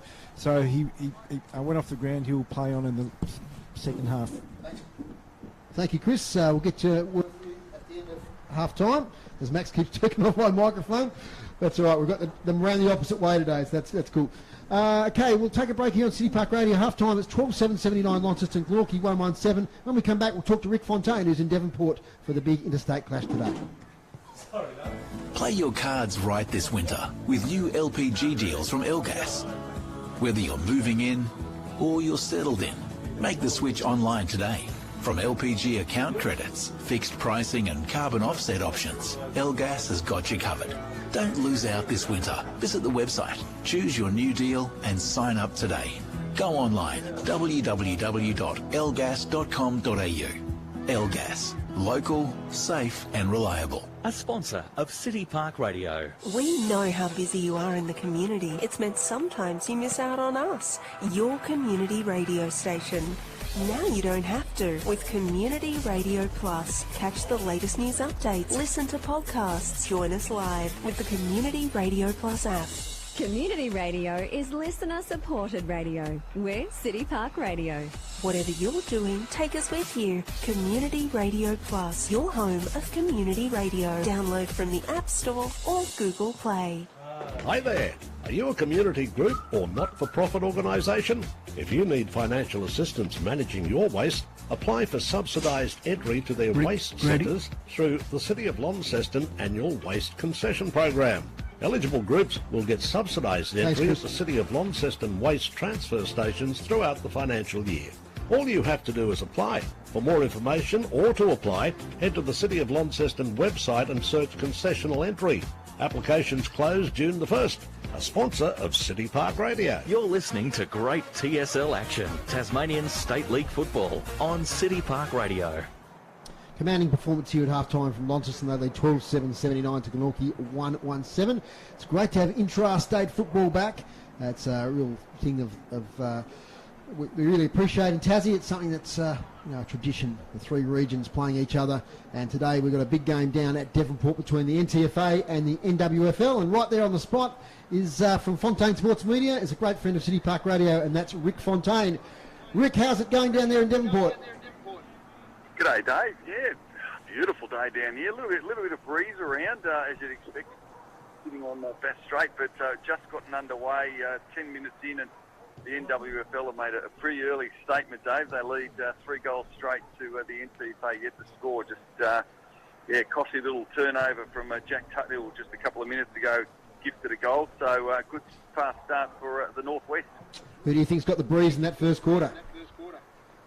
Certainly favouring the NWFL are kicking to, but they look slick early. They look very slick, very short on the conditions. Are great. The Devonport Oval, as you know, it's a beautiful ground and it's in outstanding condition. But certainly probably kicking with a 2 to 3 goal breeze. But they've looked good so far. NTFA coach Lockie Dornoff nearly took one of the great marks.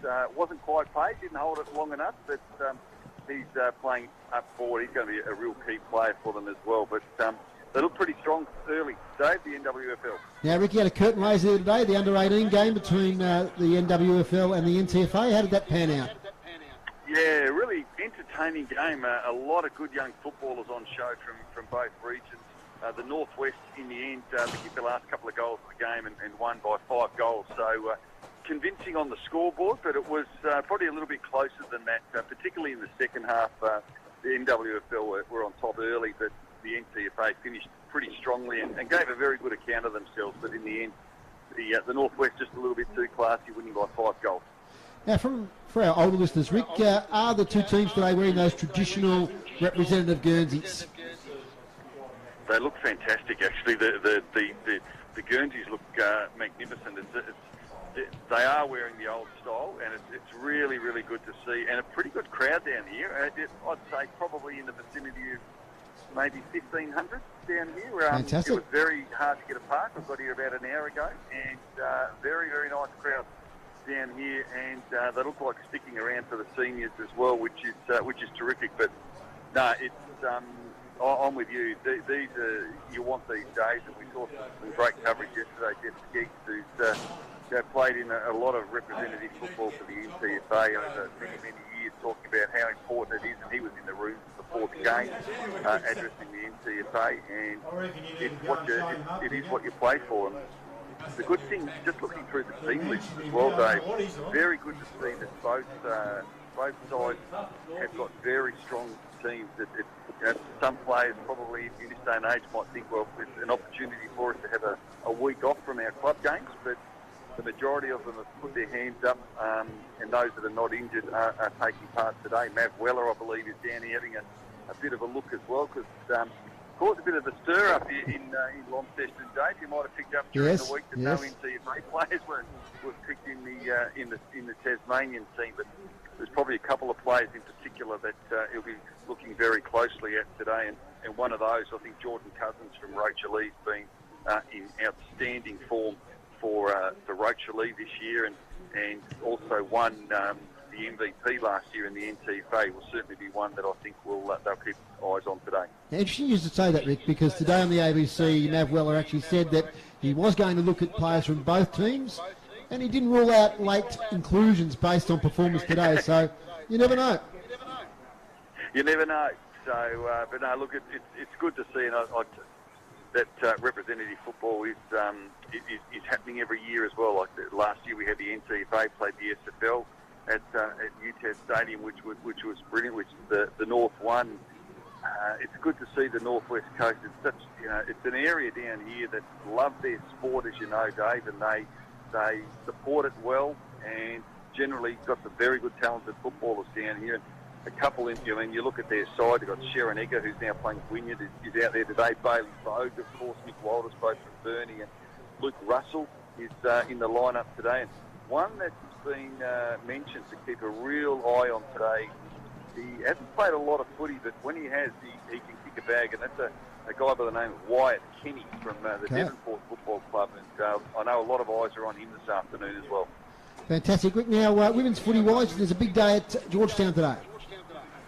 There is, yeah. So we've actually got the 6 games of football down there today at Georgetown in a women's gala day. Unfortunately, there's been a very big delay because of we're just getting some word through a pretty serious injury that's held up the match, I think, between Gilwood and the East Coast Swans, and that is, I know play stopped for well over half an hour. So it puts things behind the 8 ball, but it's it is a very big day down there. We've got every team playing across both divisions, bar Georgetown, who have got the bye, interestingly. They're hosting the day, so they're doing all the volunteering down there. But, it is a big day for women's footy, and every year there's a charity that they're playing for as well, where there's a lot of money raised. So it'd be a great day down there. And I'll tell you, that ground at Blue Gum Park now, I see a lot of footy grounds, as you do, David. I would put Blue Gum Park up in probably the top 3 or 4 grounds in Tasmania. Fantastic. It is just incredible. They've just had a completely new surface laid down there. Interestingly, who was the previous groundsman of UTAS Stadium has been heavily involved, and it is an outstanding facility down at Blue Gum Park. So if we can get that footy club sort of lifting a little bit performance-wise. Fantastic. It looks very bright, particularly obviously with everything that's going on in footy that's going to be happening over the next couple of years. Absolutely. Rob Soward's next to me. He's got a question for you. G'day, Rick. Great to hear from you. Great to hear from you, and thanks for sharing what is a special representative day today. I just wanted to say, is Dale Perry on the microphone down there today? Because when you talk about passionate Northwest Coasters, Dale Ned Perry is on the top of that list. No, totally, but he's not, because he's actually commentating for the live stream today, I believe. Oh, fantastic! We don't get his dulcet tones, unfortunately, on the PA system today. But no, he's heavily involved in the day, but we can't hear him. Fantastic! I was going to say, not fantastic, you can't hear him, but he'd blow the loudspeakers out. So very passionate, very successful coach, very successful coach up that way. I think won 3 premierships with Latrobe. 2, definitely 2. Have a great day. Now, Rick, before I let you go, I really want to talk about your new footy show. When I say new, it's been around now for a few weeks, but for those that haven't seen it or don't know how to access it, tell us about the NTFA footy show. It's sort of evolved, Dave. We just, I guess, wanted to get on the front foot with and foreseeing what was going to happen with football in what we were hoping eventuated was to try and get a footy show going that wasn't just about talking about previews and reviewing games, but we wanted to really get some stories out there and focus on clubs and women's football, but also footy around Tasmania. So it started really well through our sort of Talking Sport Tasmania that we had before to now being a football show. And watch this space over the next few weeks. We're looking to probably make this a bit more of a statewide show. So covering more competitions, and so getting the resources on board to really focus on footy, particularly regional football around the state. So it's on every Wednesday night from 7 o'clock on via our Facebook page. So it's the Tassie rules. We thought we'd get away from Aussie rules today. We'll call it Tassie rules. Good. The NTFA footy show. So it's a lot of fun, and we're getting a lot of support from regions around the state and sponsors as well, who can see that it's a positive thing to get local football from a passionate state who love their football back on a proper show. And we've been really pleased with how it's begun, because as a kid growing up, I used to love Sundays watching Ray James and getting all the reviews on football. Sports Club. Sports Club. Given exactly. Well done. Given us that sort of motivation to try and bring something back here as well as we build towards I guess the next phase of football in the state. Fantastic, Rick. It's a great show, so please get it around to everybody each and every week. Thanks. Rick, before we let you go, what's the score now? NWFL 5-2 to the NTFA, 1 behind, so not a great start for the NTFA, although they have just kicked their first goal, Dave. So 18 minutes into the first quarter, NWFL 5-2-32, NTFA 1-1-7. Well, thanks for joining us, Rick, and have a good remainder of the day and enjoy all the intrastate footy up there. And just quickly, mate, congratulations you on your award and recognition during the week as well. That's thoroughly deserved, mate. I'm very pleased for you. Well done. Much appreciated, Rick, and you've been a great friend of City Park Radio over the years, and we appreciate that too. Good on you, Dave. Have a good call, boys. Good to talk to you. Thanks there to Rick Fontaine, who's at the Devonport Oval for the clash today between the NTFA and NWFL. Half-time here, it's Launceston 12-7-79, Glenorchy 1-1-7. We'll take a break. We'll come back with Chris Sayer from the Roosters. Mr. Lotto here. If you need Lotto, we're open. If you need post, we're open. If you need magazines, we're open. In fact, we're open for everything, pretty much all the bleeding time. And weekends. Good, innit? So, what are you waiting for? Come on in the main news agency. Serving you when you need us most. Cheery pie. A sponsor of City Park Radio. Do you or someone you love need a helping hand at home? Get the immediate home care help you need through Community Care Tasmania's Dial an Angel service. Help can be arranged for just a few hours or longer. Now you can buy Dial an Angel gift vouchers. A perfect gift for a loved one. Visit our website, cct.org.au. Dial an Angel care services delivered by people you can trust. Ring Dial an Angel now on 1300 722 400 or 6334 0990 or visit cct.org.au.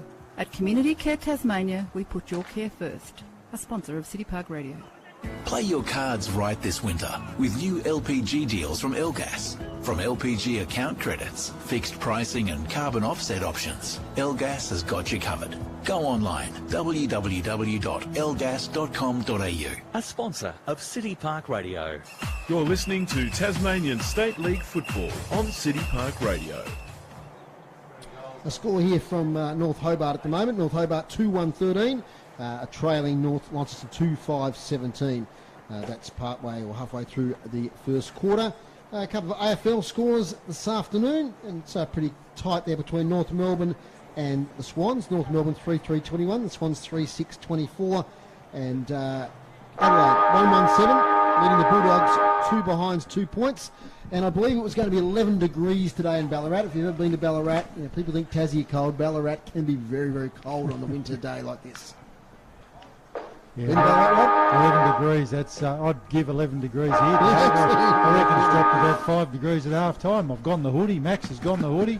Look out. Now, I'm trying to spot Chris. I think I've found him. There he is. He's waving to me. So, Chris, did you go to one of the rooms at half time? Yeah, I went to Launceston, and Coach Mitch Thorpe took his team behind closed doors, even with a commanding lead at half time, which I always find interesting. I wonder what they talk about. Perhaps it's about what they're going to do post-game. But just in the general discussion, they're going to keep the pressure on, play 4 quarters, all those positive things. It must be hard for a coach to keep the plays going after such a commanding lead. But Coach Thorpe is coaching from the bench, as I said before, because he wants to keep be a closer presence to the younger players. And indeed, each time a player comes off the ground, Thorpe is there with a little word in their ear, obviously trying to be very positive, give them some instructions. Isn't it interesting, mate? Everything old's new again. Coach is heading back to the bench. Yes, it is. And he really is. I think he's relishing having it such a close contact to the game. Okay, back and there's no injury worries for either side as well. Thanks, Chris. About to get underway in quarter number 3. Day's broadcast brought to you by Elgas. For your LPG needs statewide, talk to the locals with knowledge. Phone 13 11 61. About to get underway. Here's Rob Soward for City Park Radio Sport. Umpire holds the ball aloft, and the third quarter is about to start. Groenewegen, as he's done all day, first hand on for the Blues. We're going to get a replay of that as the Launceston player was very, very quickly wrapped up there. Gillow, very quickly wrapped up by his on-ball opponents. Groenewegen again taps it down. Glenorchy are going to take it away though. They're going to have a first look at it going forward here. Picked up by Foley. Foley heads back inboard. Launceston, in the agency of House, drives it across half back. That sits nicely there for Schoenmaker. Under that trusty left peg. Jaden Hines picks it up off the bounce, goes back into the middle of the ground. It's a really nice, dropped the mark. I called it early. Jamison House gives Glenorchy a chance, but wrapped up beautifully there by Brodie Palfreyman. And we're almost back to where we started. The ball's just inside the centre circle. 21 possessions to half time. We mentioned that for those just joining us for Palfreyman. So he's in target for a massive game today. There he is again, but he can't get on this occasion. Kick forward there by Hunter Wright. Chance here for Meredith. Gets out of the tackle, Josh Meredith. Nice pass, and it's a mark to Matt Joseph. Good footy by the Pies. And nice work there from the youngster in Josh Meredith. And even though it's a stiff breeze, player with the experience of Matt Joseph, I reckon can make the distance from here. It's just a question of accuracy. Certainly shrugged the tackle off really well there, didn't he, Dave? Yes, Meredith? Josh Meredith, yep. One of the two Meredith boys playing this afternoon. Okay, here he is for the first goal of the second half. Matt Joseph doesn't make the distance, floats across. There's no real marking target there. Young Blowfield was the only player there for Glenorchy, but it does go through for a behind. It's their first score since the first quarter. 1-2-8 to 12-7-79. Schoenmaker kicks it 60 metres to the centre circles. Hines leads out and takes the mark. Wheels, goes. His left foot kick's not bad here, looking for O'Neill. As the back position, he's up against two. Cruising past his Hyatt. Can he gather? Yes, he can on the left foot. Low kick towards goal. And getting back there was Matthew Dilger to see it through for a behind. Quick transference of play there, Max.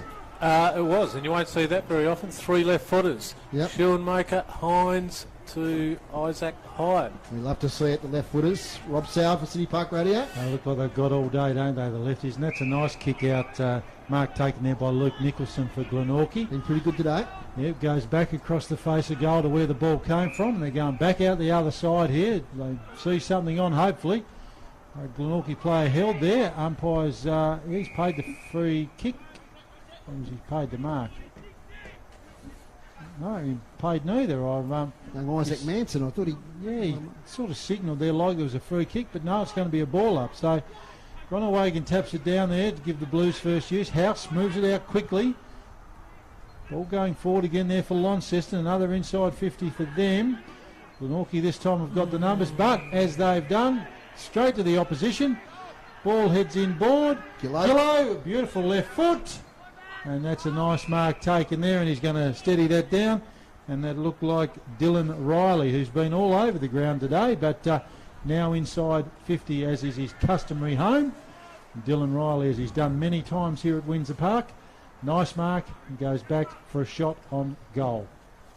And Brady Simpson just missed a target once again there out of defensive 50.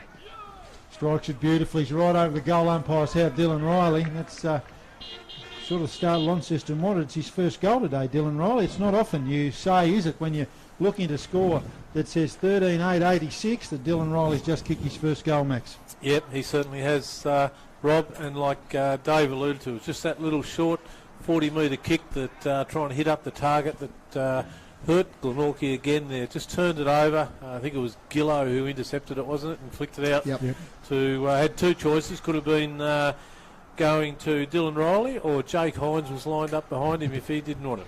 He was lurking there, Hines, wasn't he? He was. With intent. He was indeed. Licking his lips, he's saying, just clear the 50, give it to me, he's saying.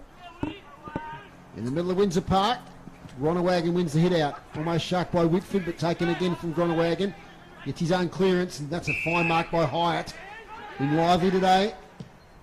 Here looking for Jones. Can't quite take it. Good spoil from behind there by Callum Thompson. Now it's with Josh Arnold down back. And it's out of bounds. We talk about these Glenorchy youngsters. What about these young Launceston players that have got this opportunity now with the big turnover in players? Hyatt and Jones in particular, that forward 50 have been really good today. Front position Pfeiffer against Liam Roach. Roach wins the tap. And the snap here, nearly by Ship. Smothered. Out by Thompson for Glenorchy. That's a nice little hand in there from Bailey Jenkins. Now the youngster can run. Takes the bounce with confidence. Under pressure though with the kick.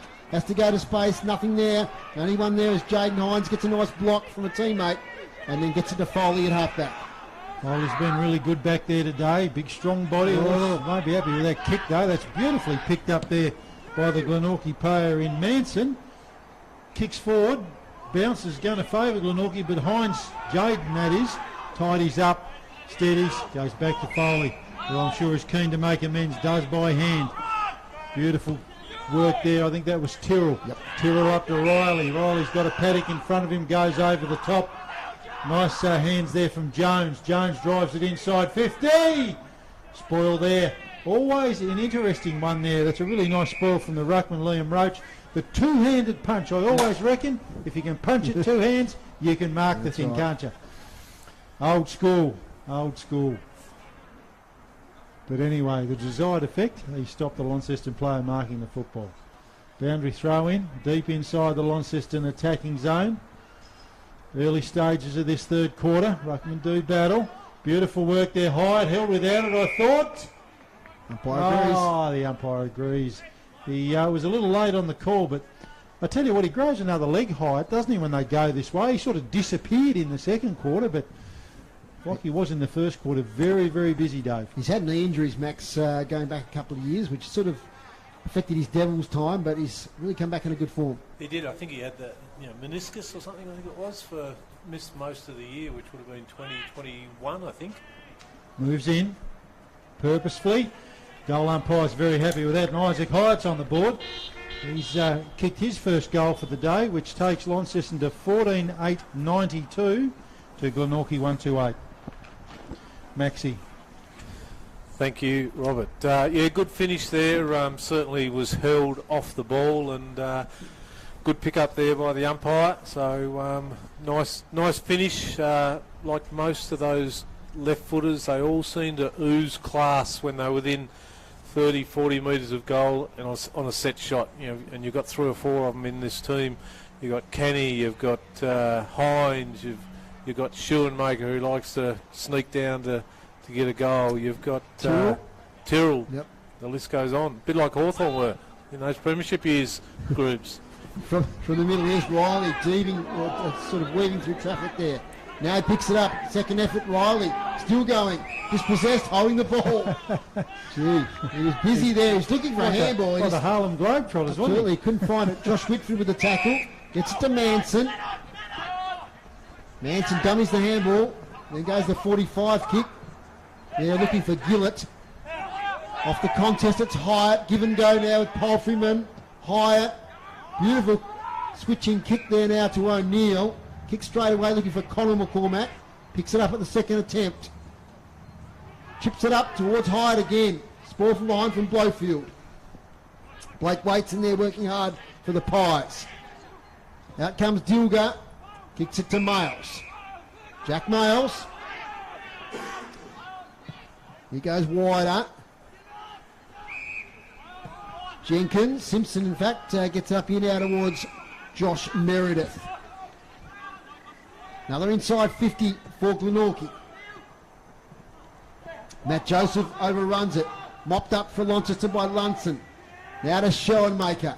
What a kick that is here, looking for House. Although Manson got a hand in. House little kicks a smart one to Foley. Now to Tyrrell. Tyrrell loads up with that beautiful left leg, kicks it out in front, as we've talked about leading the player. That's out in front of Seth Pfeiffer. But good play there from Glenorchy. They did end up generating the outnumber. The ruckman drifted over 2-on-1, and they've seen the ball out of bounds on the Launceston half-forward line. So probably be a bit disappointed with that Pfeiffer. He certainly was set up beautifully by that work, clearing half-back, and that lovely kick from Ryan Tyrrell to his advantage. But the boundary umpire's got it. He's going to throw it in. Half-forward flank for Launceston. Shallow throw. Bounces in front of everyone. He's going to have another crack at that, I reckon. But didn't have enough mustard on it. Bounced about 5 metres in front of the ruckman. So they're ready to do battle again. Take 2. Pfeiffer giving Groningen a spell. He's been terrific today. That's a better boundary throw in. Ruckman do battle. Glenorchy trying to take it away. Chopped off there by Dylan Riley. Different role today, further up the ground. Been really, really good for the Blues. Been busy. Umpire throws it up again. That's better from Pfeiffer, although Glenorchy are going to take it away. Little chip kick forward there in the direction of Dilger. Launceston got the numbers. House drives it long inside 50. Wind behind him.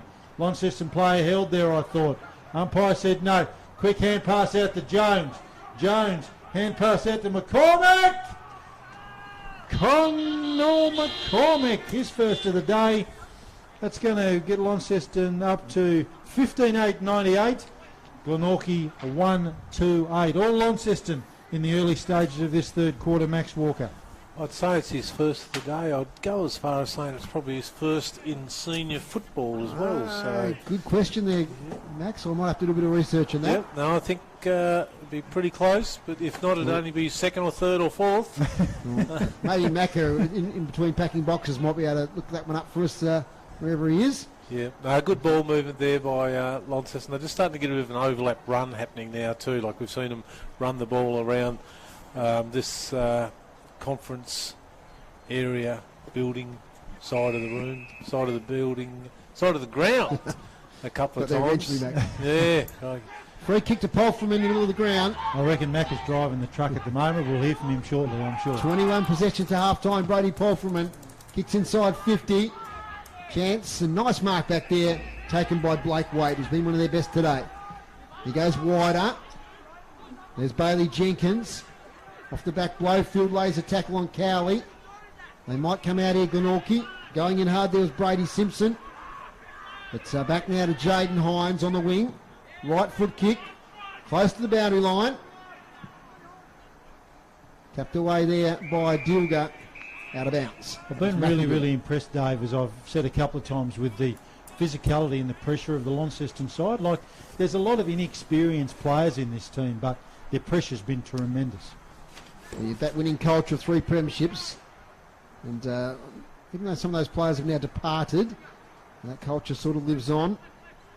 Pfeiffer with a tap. Glenorchy clear it out. Nice mark taken there by Bailey Jenkins. Jenkins goes short, looks for Richard Dilger and finds it. Sole goal kick of the day for Glenorchy. He turns it over though, kicks it straight to Pfeiffer. The youngster, first season of senior footy. From St Patrick's College, goes to half forward, off hands Cowley, gets his hands free, gets the handball away. Back there is Richard Dilger once again. Kick goes wide. The mark's taken over there by Blowfield. Blowfield's looking what's ahead of him. He's going to go long down the line. Probably not the best option. That's a nice chop-off mark there to Sam Foley, I think that is. Yep. Really impressed with him. It just gets better every run.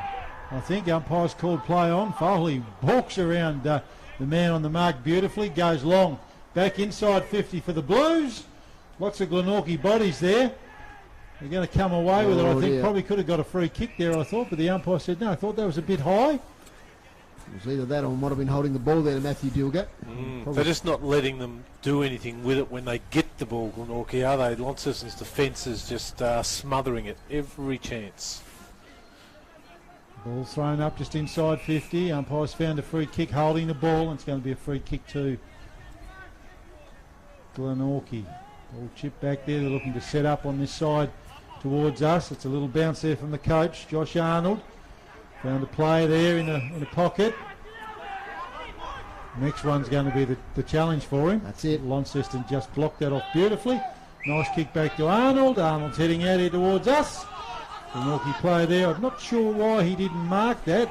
Ruckman's held there in Roach. Probably could have got a free kick, Jamison House. I think young Jordan Conley thought he was under far more pressure than he actually was. Yeah, good. Expecting the contact from behind, that never came. Good to see him back on the ground too, as Chris said earlier. He went off with an ankle, obviously got strapped up, and Conley back into the fray. But yeah, more time than he thought, Dave. Groenewegen back into the ruck for Launceston. House leading the race for the ball. Bigger body against his Glenorchy opponent. Just holding him up there, and the umpire will replay the ball up. Umpire Chris Kay is going to ball it up. They haven't had much play on this side of the ground. The wind has sort of been blowing to the far side of the ground from where we're commentating. Jones now. Handball's a great one to Gillow. Tackled from behind but gets the kick away. Now it's with Hines on the right foot. Hines kicks to the goal square. Hines kicks a goal. Number 7. Bounced through. That's 7 now for Jake Hines. And just threw that on his right foot, the non-preferred. And the lead now out to 96 points. That shouldn't happen, Dave. He was 60 metres out and just off one step on his right foot. That's certainly, well, better than the other goals of the so far today from him. That I would say that would be his most satisfying. Yeah, just probably shouldn't have scored it, should he? Really, when you look at it, it was just very nonchalant would be the word I would use. 16-8, 104 to 128. Next week we're at UTAS Stadium, North Launceston versus the Tigers. That will be a really good contest. I think those four teams, North Launceston, Launceston, the Tigers and Clarence, are really going to have some great battles remaining two-thirds of the season. Of course, today we finished the first round of games here in the TSL as Kenny kicks it forward for Launceston. Kenny drives it forward. Another inside 50 for the Blues. They've got the numbers there at the moment. Glenorchy desperate though. Don't want to give up another score. Launceston leading in the race for the ball. It's boundary line's going to win. Isaac Hyatt. 10-3 the inside 50s, Rob, this quarter the Blues way. Yeah, they've certainly been dominant, but not only that though, I think when Glenorchy have got it inside 50, it's certainly not been to any real advantage. Boundary throw in deep into the Launceston forward line. Always happy to watch the way they set up. Really smart. Lots of Glenorchy bodies in there though, trying to shut down those channels for the Launceston players to work into. Just waiting for the ball. It's under the car here at the moment. Oh, you've got to love this, don't you? Here we go. Someone's got under the car. He's got... looks like Darren Harper. That's about as much as he's moved for a while. Harper's getting out of the car, have the heater on, hopefully listening to us. Yeah, absolutely. Nice throw in there from the boundary umpire. Seth Pfeiffer there, hand on. Glenorchy, lots of numbers around it, trying to clear it out. Drop what he should have taken there, the Glenorchy defender. And we're going to have another boundary throw in, this time a little bit closer, a bit further away from Harp's car. See if I can clear it out for you, Rob. There's the Hunter Wright. Comes up to contest the ruck with Deegan Madden, who's been recruited from the Longford Footy Club this year. Throwing full short once again. Taken by Madden. Here's a chance for Glenorchy. Comes out to Isaac Manson. Deep in the back pocket. You hear the breeze getting up now in our effects mic. Manson kicks it up into that breeze, full short.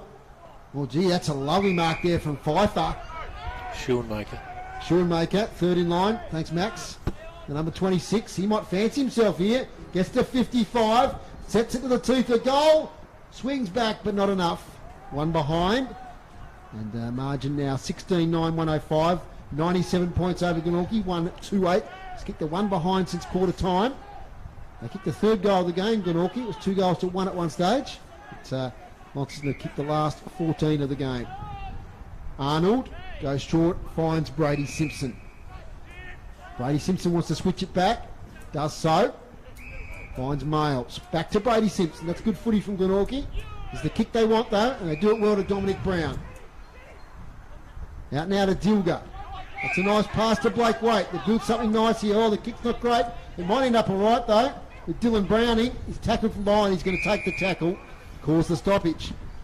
Looked all right until that last disposal, Dave, wasn't it? Yeah, it was. Really nice ball movement. To be fair, I don't think he had a lot to kick to, so it might not have mattered. Probably worked out okay that he stubbed the kick. House now with the clearing kick back to the middle. Arnold sits underneath it and takes the mark inside the centre circles. Nice kick from Arnold. He's headed out in the direction of Simpson. Simpson has a look, drives it inside 50. All Blues there at the moment. That's a really, really nice mark taken there by Lockie Presnell. Presnell moves it on quickly. Glenorchy got the outnumber here, but that's a really nice mark too. Taken by Hyatt. Plays on quickly through the middle of the ground back to Palfreyman. Give and go. Hyatt drives it long inside 50 towards Hines. No.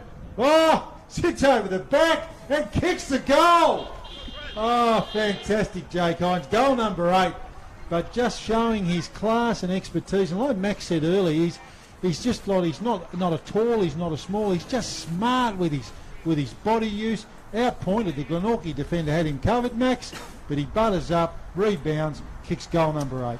Yep, goal number 8 for him, second in this quarter. And it all started from a really strong mark from about the second or third game of back here, young Lockie Presnell, the Prince we call him, or that's what we called him up at Prospect Juniors, and out to Hyatt on the wing and played around with it with Powerfulman through the middle and just got it down to that one-on-one contest. And to be honest, Hines didn't really look like missing the goal, did he? Whether he was going to mark it or just kick it off the ground or do whatever. Good experience for Cooper Meredith there up against Jake Hines. Jake kicked a lot early in the game, and he's kicked a couple this quarter, but there's been a period where Cooper Meredith's kept him reasonably quiet. We'll get to Chris in a minute at the next stoppage. He's got some news on Presnell. Out now to Whitford from Hunter Wright. Whitford inside 50. There was Atkins, nearly took a mark. Barging through is Foley. Support there from Lunson with hands. Lunson gets it to House. Right half back. Jamison House. Low kicks, a good one. Spots up Foley. Not sure how many Foley had till half time, Rob. 8 possessions. I reckon he's had about half a dozen in this quarter alone. Check that at 3/4 time. The centre of the ground now with Nicholson. Started the game well, faded out a little bit. Out now to Simpson, who has had a good game here. Windsor Park. Now to Manson. It's one of their few options up forward. Manson looking inside. Does switch it now to his coach in Arnold. It's a good kick. Arnold takes the mark. Now they're going to go deep inside 50. And that's a good kick from Arnold. And taking the mark there on his hands and knees is Bailey Jenkins. While he's lining up, quickly, Chris, what do you got for us? I've just seen an example of Mitch Thorpe's presence down here at ground level. He just yielded an instruction to President to go from my side of the ground to your side of the ground, and you already got like a couple of possessions straight away. Just the wise old head giving the young player some heads up. It was good to see. Fantastic coaching there from Thorpe. Now Bailey Jenkins, right on the range, I reckon, into the breeze. Let's see how he goes. Kicks it okay. Drifts back, gets a goal. No, it's not. It's just off to the right. One behind. 139 Glenorchy. 17-9, 111 at Launceston. Rob. Schoenmaker brings it in that big left leg. Got the wind behind him. Ball almost bouncing in the centre circle. What a kick. Hines held on to. He's up in the middle of the ground. Rolled up. Quick movement there. Comes out. I think that was Kenny. Drives it forward. Chopped off though by Glenorchy. Really nice ball movement there. Simpson takes the mark for Glenorchy. He's turned around. He's right on the 50. Little short kick. Back in the direction of the coach in Arnold. Josh Arnold steadies it down. Next kick's going to be the treat, and he's got a nice lead there. That's nice. Nice there from Isaac Manson. Been okay today for the Pies. Manson goes long, looking to move it inside 50, and that's a gain. Another nice mark taken there. Bailey Jenkins, unopposed, no opponent there for the Glenorchy player in Luke Nicholson. Plays on, heads towards goal. Pushed it across the face, and that's going to sneak in for a behind. So, nice, probably the best passage to play for Glenorchy all day. Good 5 minutes here. Yeah, looked really, really nice there. And would have been really good for them for their confidence, because they've controlled the ball for 5 or 6 minutes. So it would have been really good to be able to finish that off with a goal. Long from Schulmacher again, gets up to the wing. Blake Waite leads the chase for the ball up against O'Neill. O'Neill did really well there. He takes the ball. Goes away from the contest, hands it back to Lunson. Has to change movement from left to right. Back to O'Neill, now to Lunson. This time he kicks. Front position, Arnold. Makes the spoil. Good work there from Blake Waite. Spots up Whitford. Josh Whitford. Quiet second quarter, come back into it this quarter. Whitford kicks it to half forward. And Foley there, up against Josh Merritt, takes a one-handed mark. Just wanted to highlight something there. You take Alec Wright, Jacob Boyd and Jake Smith out of the team, you worry, all of a sudden you see this young kid step up. He's been starved of opportunities in the last year or two for Sam Foley, but he's certainly taking advantage this year. Lunson to the wing, and it spills out of bounds. Now, unfortunately, a bit of indiscretion a few weeks ago, Max, young Sam Foley. I think it was, might have been against Clarence. So he'll never rest for a few weeks. Yes. One part of his game he just needs to look at. Yeah, true. It doesn't hurt to have a bit of aggression and a bit of mongrel in you, the old-fashioned mongrel, which Wolf has, but you just got to contain it and use it at the right time, so yeah. Groenewegen in the ruck, double-handed tap to give his side first advantage, and first advantage they have. Long kick inside 50 from Jack O'Neill. Where's Hines? On the ground, unfortunately. The umpires paid a free kick there to Glenorchy. It's the coach.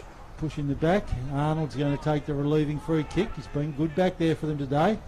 Showing the young fellows the way. Nice kick out. They look all right too, moving it out now. It's a nice little chip there to Waite. Waite plays on. Back towards the ruckman. Roach drops what he should have taken. Gets back onto it though. Back towards Waite. Waite's got ball in hand, heads back, chips it up. Probably didn't need to do that. Needed to be a bit more direct, giving the Launceston players time and space. Groenewegen by hand to Palfreyman. Palfreyman's going to drive it along inside 50 in the direction of Hines. Ball clears him. That breeze just carried it in the right spot. And Cooper Meredith will be very happy. I think it's actually a meter move there. I think it might be young Jordan Conley. He wouldn't be very happy because he's paid deliberate. Right. Well, gee whiz, I reckon that's a bit stiff. There's Tyrrell back there, I believe. Yep. Tyrrell onto that left boot that we've called. He's put it right across the face. I'm not a bit stiff with deliberate, Maxie. A bit hard to tell from where I was sitting, Robert, but it seemed to have carried over there and was going to go out. Whether he touched it and not enough intent to keep it in, I suspect. Josh Arnold spots up Nicholson. Kicks Whitey looking for Waite. Up against Riley. Front position, Riley sees it out of bounds. Just a few players, some of those players we've caught a lot this quarter. Blake Waite's one of them. He's having a good game. Nicholson is coming back into the game. Whitford touched a few times this quarter. Yep. There's some bright lights there for Glenorchy, that's for sure. Boundary throwing, tough in the breeze. Front position, Groenewegen flips it over the back. Whitford couldn't take it with him. Molina pushing the back as it was to Brody Palfreyman. Couple of kicks out from goal. And what are you predicting his possession counter up to at three-quarter time? Rob will get you in a second on that. And now we've got 50. 50, or is it a free kick off the ball? It's going to go downfield, I think, or 50. Take your pick. Well, he was sitting on 21 at half-time, Dave. Hey, look who's gone to grab the ball. Jake Hines. No, it is. Absolutely. Now, a bit of confusion here. I don't think it's going to be in the goal square where Jake Hines wants it to be. No, it's going to be 50. So Palfreyman, I think he, from memory, kicked the first goal of the game this afternoon. Couldn't miss, surely. 10 metres out, doesn't. Another goal, Launceston. 18-10, 1-18 to 1 goal, 4-10. Half-time, Max, they're on 12 goals, so 6 goals in this quarter with the breeze. Keeping the average up, aren't they? So that's good. And, just petering out, isn't it? Any competitiveness. The ball movement that Glenorchy are doing well, it's when they give themselves a little bit of space. They're not winning the contested footy. Yep. It's when they get a little bit of overlap, or Launceston peel off their players and set their own structure up, which allows Glenorchy to get a bit of use of the ball. And when they've done that, they've looked okay, but when there's a bit of pressure on in close, they've been nowhere near it. Ball's back in the centre. Launceston again going forward. Lots of Glenorchy bodies around it. House quick, hands out. Ball's going to sit over the head there of Cowley. House battling in there again, but it's going to come away to Glenorchy. Little grubber kick there inside 50. It's going to sit okay there for Manson. Give him a bit of give and go, and he's got it just in front of the Launceston club rooms. Isaac Manson kicking into that breeze, so I'm not real confident, but he's a lot more confident than I am. You see the windsock behind him on the stream if you're watching. It's pretty inflated, going right into his face. Yeah, likes his chances. Ball hasn't been in there a lot for them in recent times. Isaac Manson moves in. Shot on goal right on the side. Shot on goal as soon as he kicked it. Out in the full. Out on the full. No addition to the score. So at three-quarter time, Launceston 18 goals, 10 behinds, 118. Glenorchy 1-4-10. We'll go over to you for the goal scorers in just a sec, Max. But as Dave Moore said, dominant quarter by Launceston into the breeze. With the breeze, but some really, really nice patches of play from Glenorchy in parts, which I'm sure their coach would find hard in, Dave. Yeah, look, they probably could have kicked 2 or 3 goals in that quarter into the breeze. In fact, they've looked more impressive kicking to the northern end into the breeze than they have with the breeze. So 1 quarter to go. So let's see what they can do. Max, you got the goal kicks there. Yes, we have. We've got 1 to Jamison House, 1 to Dylan Riley, 1 to Bailey Gillow, 1 to Isaac Hyatt. We've got 2 to Brody Palfman, 3 to Liam Jones, and 8 to Jake Hines. He'll be lining up to get double figures this quarter, don't you worry about that. And 1 goal to Glenorchy coming from Richard Dilger's boot in the first quarter. Yes, 8 goals to Jake Hines, outstanding effort. Groobs will have his stats for us after the break. We'll have a break here on City Park Radio. It's 18 goals, 10, 118, Launceston, Glenorchy 1-4-10. Back in a moment.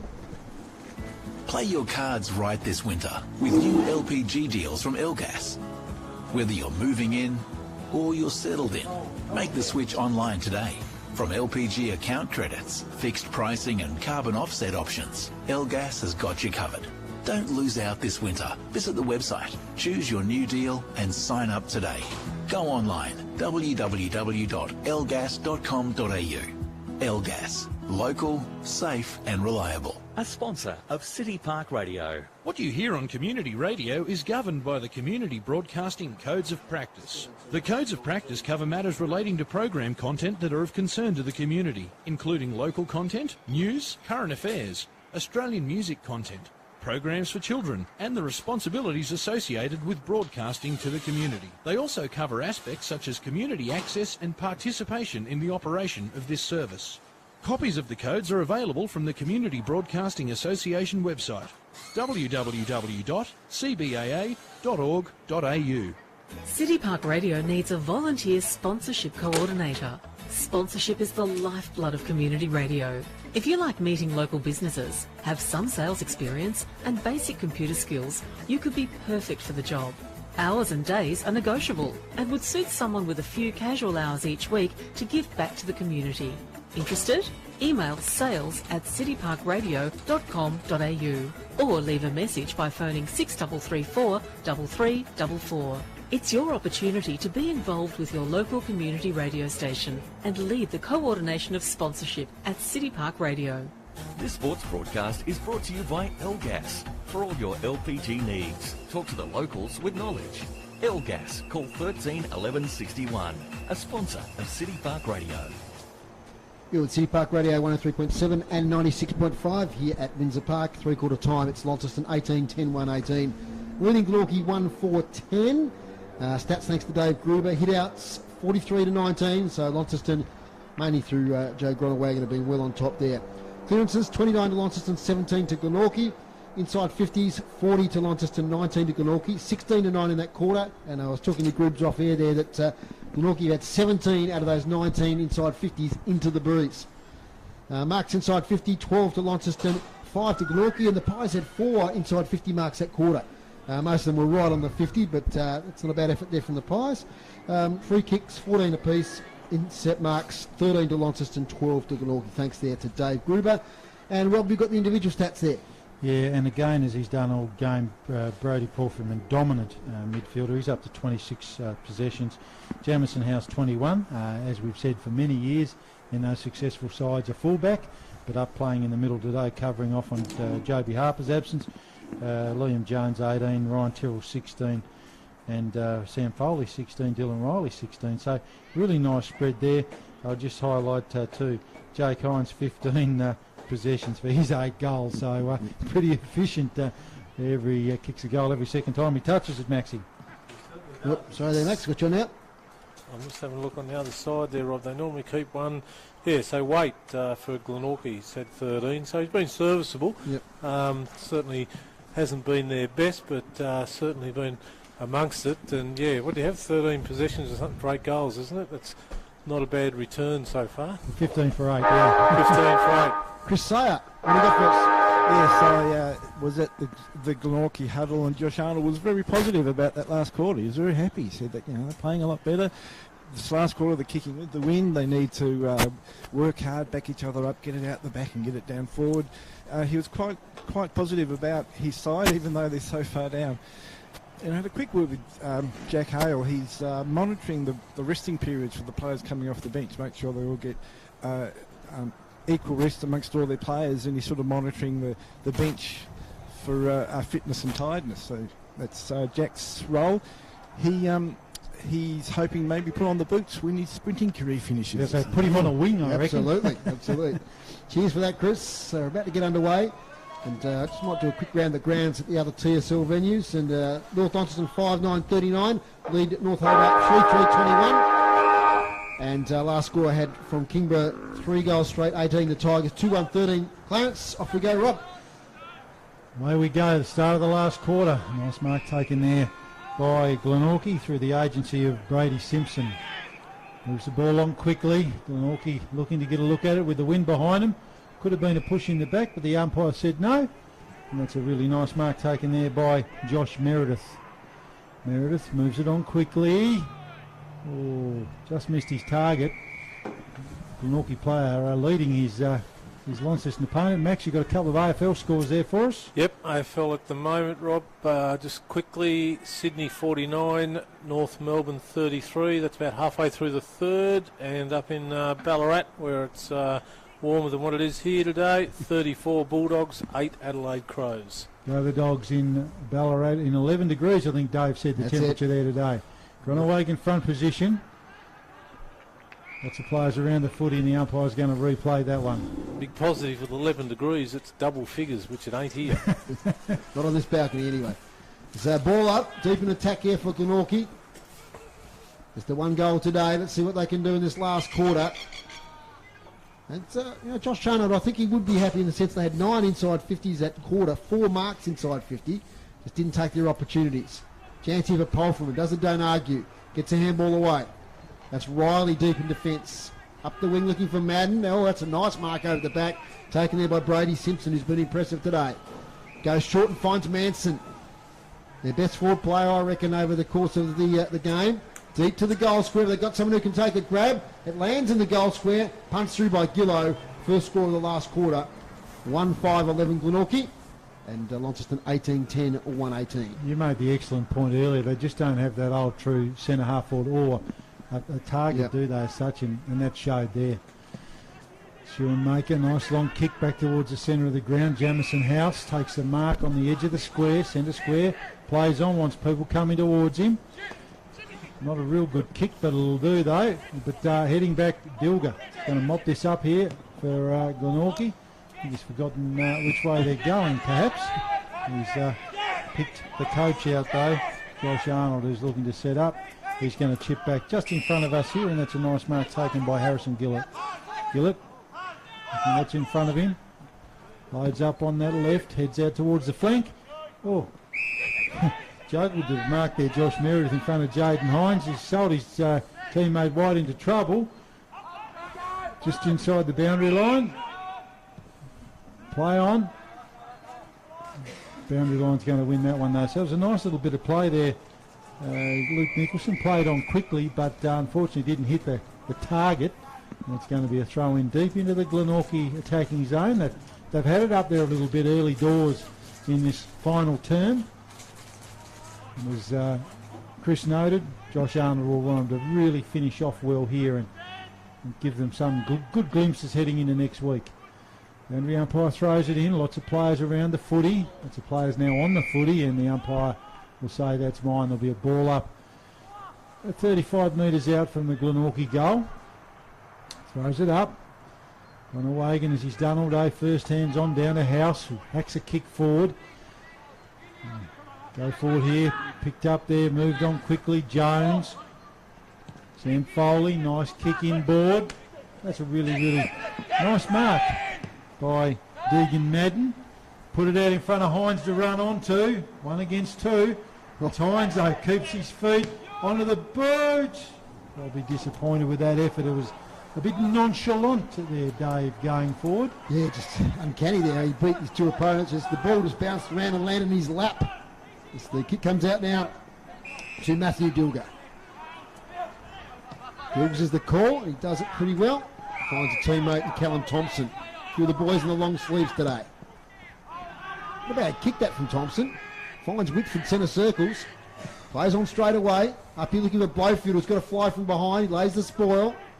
And then lays the tackle to Nathan Blowfield. It's a pretty good second effort there. Keeps the ball inside 50 as he wraps up Presnell. So chance again here for Glenorchy. Up it goes. Hunter Wright wins the tap on this occasion, only as far as House. Now to Polfreeman. Richard Dilger. Whitford. Bouncing ball. Taken nicely. Spinning.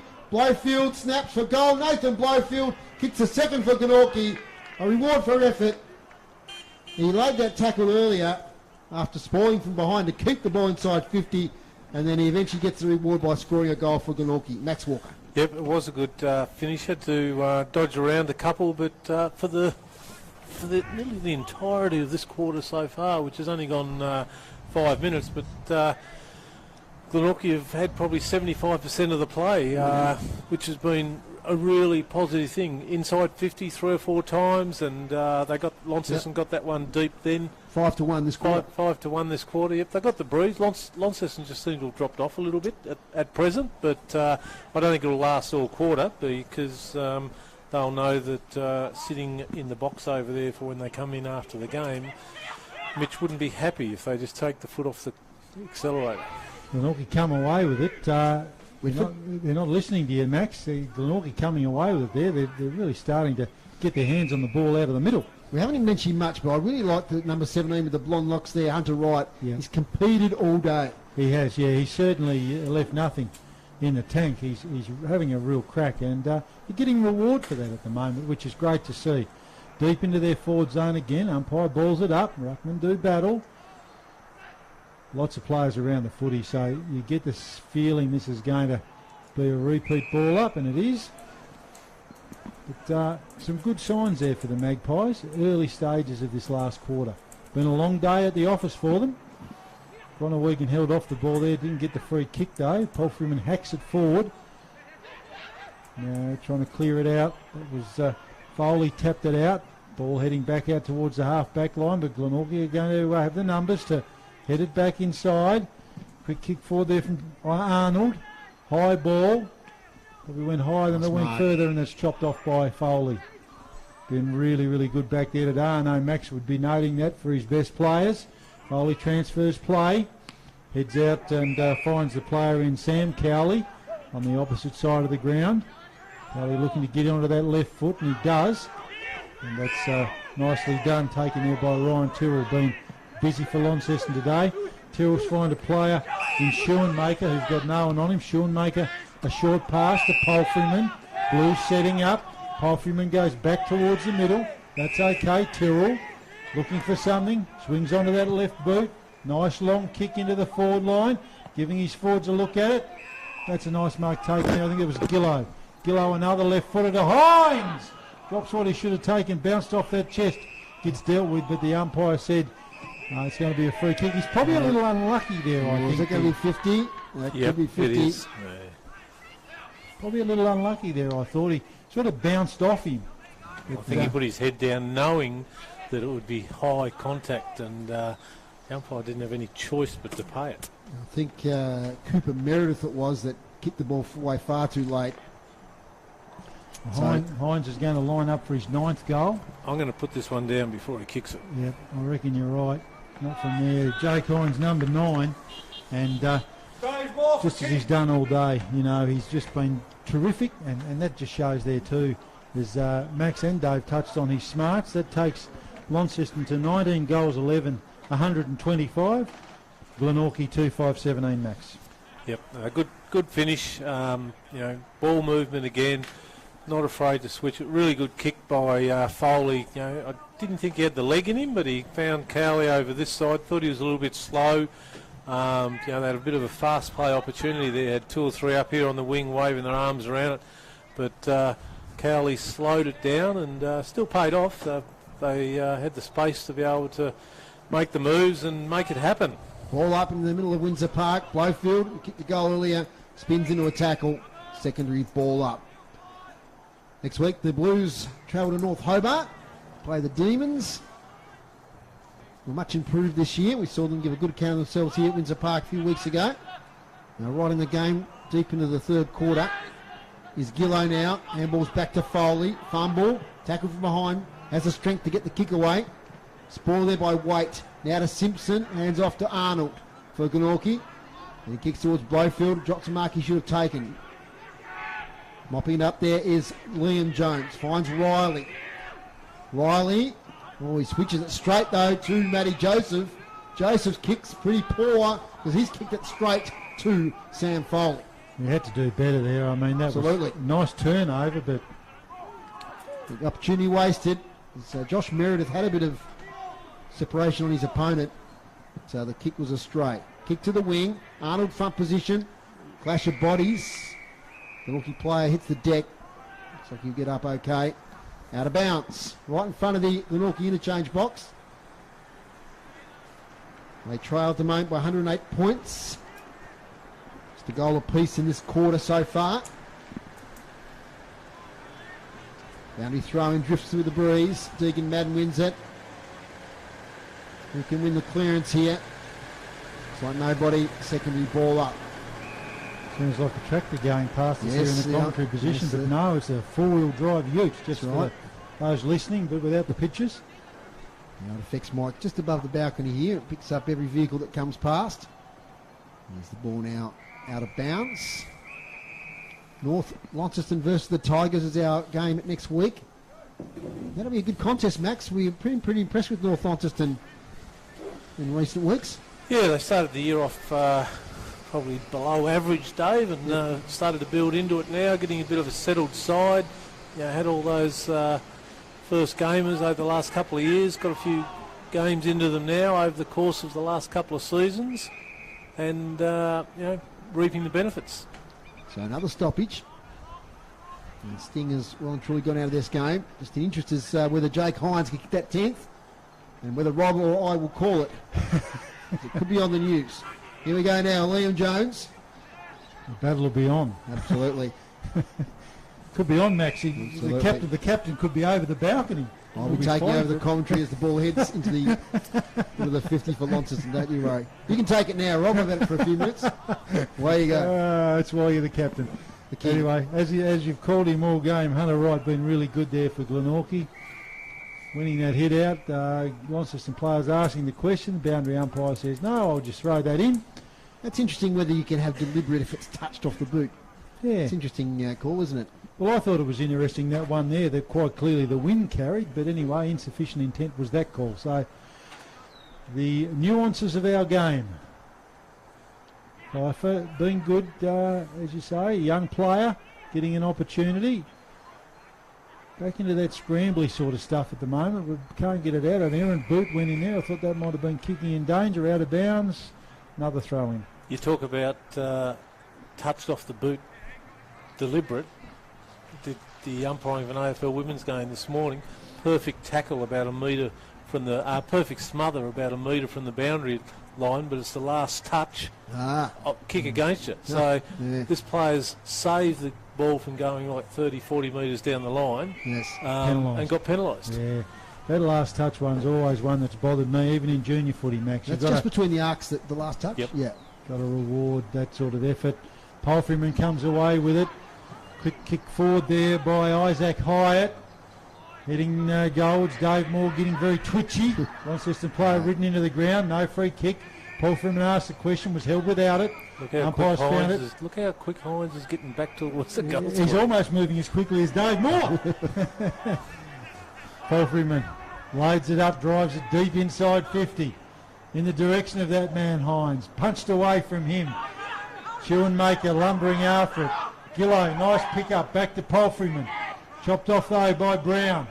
Quick kick forward there from Glenorchy. Simpson in the direction, not Simpson, sorry, that was Whitford. Battles on. Dylan Browning. Kicks it out of bounds on the full. Yeah, bad mistake. Yeah, it's a nice little handball there from Dominic Brown that found his teammate. Hasn't had much of it, but the 3 or 4 occasions that I've viewed him in tight, close like that, he has used the ball well. Great sporting family, of course, with Ben playing for Melbourne and Cam playing for the Northwest Thunder in the NBL 1 South. There's off hands now. Comes off Jamison House's boot towards the boundary line. And it's out of bounds once again. So, been playing 14 minutes. Not a lot has happened in this quarter. We just had a goal apiece, so to the Pies' credit. They've kept the scoring down. Today's broadcast brought to you by Elgas for all your LPG needs statewide. Talk to the locals with knowledge. Phone 13 11 61. Boundary throw in. Might get an AFL update in a minute, Max, if you've got it there on your phone. As Gronewagen wins a tap to House. House, high kick to half forward. Cowley in a wrestle there with his opponent in Paulson. Conley with a little tap back to Paulson, who's tackled immediately. Ball up. Sydney Swans 49, North Melbourne still on 33, and at the other game, Bulldogs 41, Adelaide 22. Okay, Adelaide coming back a bit in that one. Ball up, Groenewegen wins the tap. Little kick off the ground. Is that in danger? It is. Come back to Liam Jones against Matt Joseph. So Jones, who's kicked the 3 goals, 1 in each quarter, plays on though. Here looking for Hines. Comes out and marks. Against Dominic Brown. It's just scripted like the wrestling that was. Oh, Dave. It's been set up for you, Captain. The distance just worries me a little. If that windsock drops, he's a good chance of making the distance. He's looking backwards. I don't think he's going to pass it off, it's fair to say. He's not, but he's going to run inside on his left, get the play-on call, and kick the goal. Jake Hines lining up for goal number 10 here at Windsor Park.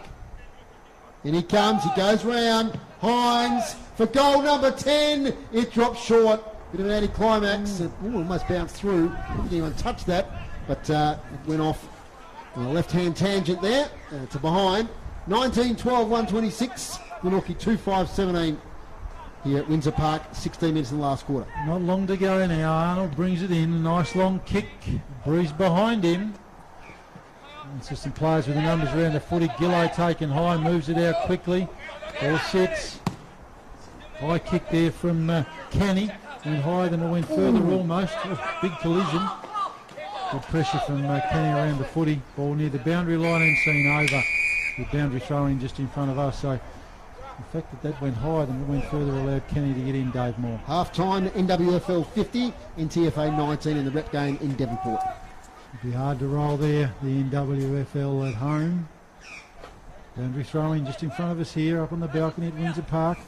Groenewegen front position. Lovely tap down there, giving Palfreyman first use. Would have got a free kick possibly. Umpire said no. And Connor McCormick sees it over. His potentially first, second, third or fourth goal today, as Maxie Walker noted. The nice goal it was too. Boundary umpire right in front of us here. Got a great look at it. Groenewegen, lovely tap. Be well over 50, I reckon, hit-outs now. Palfreyman taken down without it. Glenorchy streaming away back through the middle. Will it sit for them? Yes, it will. That's a lovely tap on there. Blowfield drives it inside 50. Great defence there. Great pressure there from Campbell Atkins. I think that's going to be out of bounds. The umpire says that's mine. Ball up just inside the boundary line, perhaps. Inside 50s, Rob. 8-4 Glenorchy's way in this quarter. And they do have the breeze, as you'd expect, but they're holding their own in the last stanza of play. Yeah, they're having a real crack. You can't take the effort away from them, that's for sure. Boundary throw in, deep in the forward pocket. Can they fashion something here, Glenorchy? In the attacking area, taken by Gillow. Swings the kick, finds Palfreyman right against the boundary line. Is he looking for the switch? Well, 26 at three-quarter time, you'd like to think he'd be well into the mid-30s by now. There he goes. He does do the switch and gets it to Jaden Hines. Handball's off. Presnell, little kick to Jones. Jones, kicked 3 goals today. Goes wide at a Tyrrell. Handball now to Foley, who drops the handball but has time to recover. Up against Richard Dilger. Kicks up here looking for Hines once again. Good battle there. Conley, it was Meredith up against Hines on that occasion. Josh Arnold gets his kick smothered, gets tackled by 2, gets a high tackle to Josh Arnold. Umpire Chris Kay. Yes, Rob? It was a really critical mistake, though, wasn't it? I mean, it's going to be okay, but they should have marked it. They haven't marked their ball. They had the out number. Lucky to get away with it. Arnold, dropped the mark there with Bailey Jenkins. He's up against the couple now. He runs into a brick wall, but it's lucky with the ball up here. Still deep inside, attacking 50 for Launceston. 19 and a half minutes gone. Early finish here today. The early start. There's Hines now. Swings for goal number 10. Once again, won't make the distance. And Josh Arnold, he's had a great game. As you'd expect, a man of his experience, but he's had a lot of it back there. Dropping the mark, there's Callum Thompson. Now back to Canny. Palfreyman gets met from behind by Arnold. At the falls, Deegan Madden gets the call from Hines. Kicks it towards goal. And a little chance there for O'Neill, but I think it just bounced off his thigh. through for a behind. Had a bit of a giggle then, Jake, when he missed that kick. 19-13, 127. 2-5-17. Lost his feet there, the Glenorchy player. All Launceston again. Drives it inside 50. Hines! Oh, no. Got a free kick off the ball there. Oh, no. Other umpires picked a free kick to Glenorchy. Okay, Glenorchy. Players starting to spread out now. Thompson, Callum Thompson that is. Taken there by Josh Whitford. Whitford moves it on. That's a poor kick. Poor kick. Coming back inside 50. Schoenmaker loads up with that big left leg. Goes along but off target. He's he's going to land one sooner or later, isn't he? He's just got that tremendous penetration with his kicks, but the accuracy not with him today. And Arnold's going to bring it back in for Glenorchy.